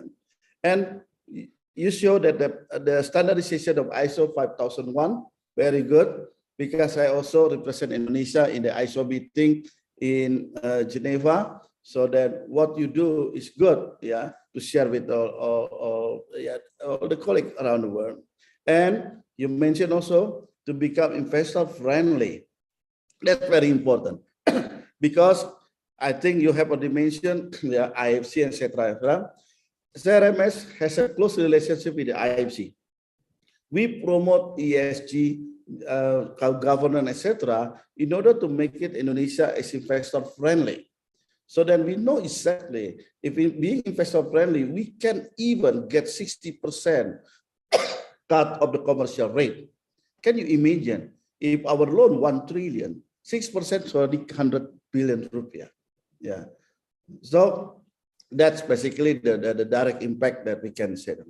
Now, I have to finish, as otherwise then I take out all the time.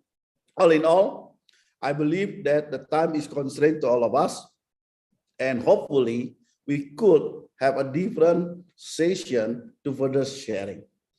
Thank you so much. And last but not least, my thank you to my highly energetic and smart MC Detba Lutfia, who used to be my student.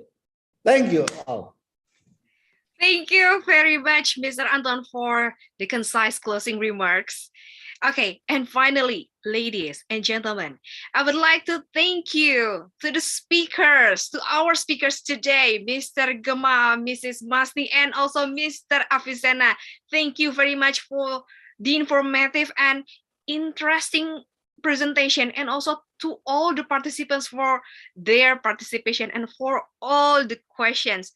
Also, thank you very much for CRMS Indonesia, because this webinar is organized by CRMS Indonesia and also undergraduate program of management Universitas Katolik Parahyangan. Thank you very much. Please give an online applause for the speakers and for you all. Okay, for sure, online applause. Okay, thank you. And don't forget there is challenge after the solo talk. Okay. Thank you, Mr. Anton. Okay, for all the participants, don't forget that the risk challenge is still going.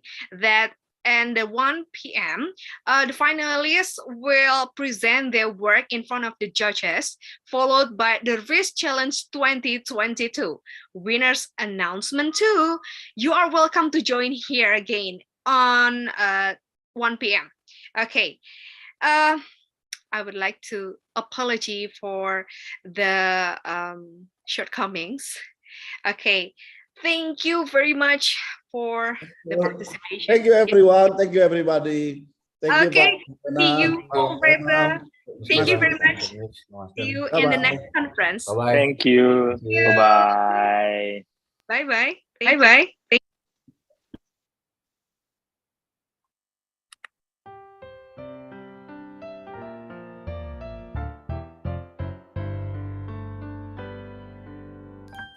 Teguhkan hati, tekun dalam bertindak, praktikan ilmu demi tujuan mulia, berbudi luhur, perilaku jujur, berintegritas, saling merangkul dalam keberagaman, satu harmoni dalam optimisme, menuju cita semangat membara, langkah bersama IKFE Unpar, untukmu bangsa Dharma Bakti kami persembahkan.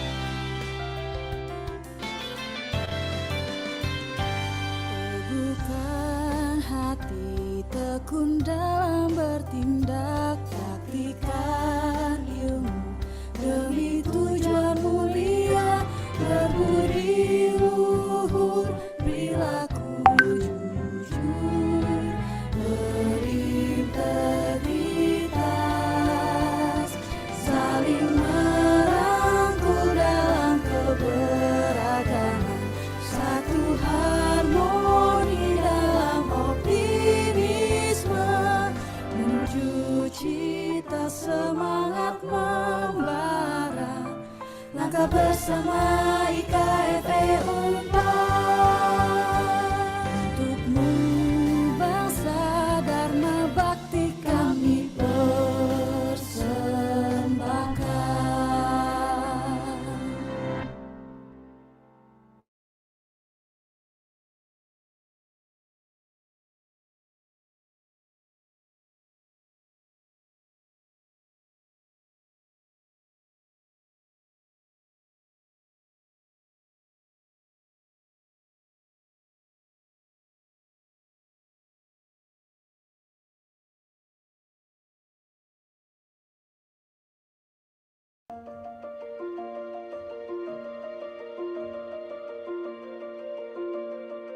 Welcome to Parahyangan Catholic University, where knowledge and experience are sought and great ideas are highly valued. This is the place where traditions are nurtured and history is made. Located in the mountains of North Bandung,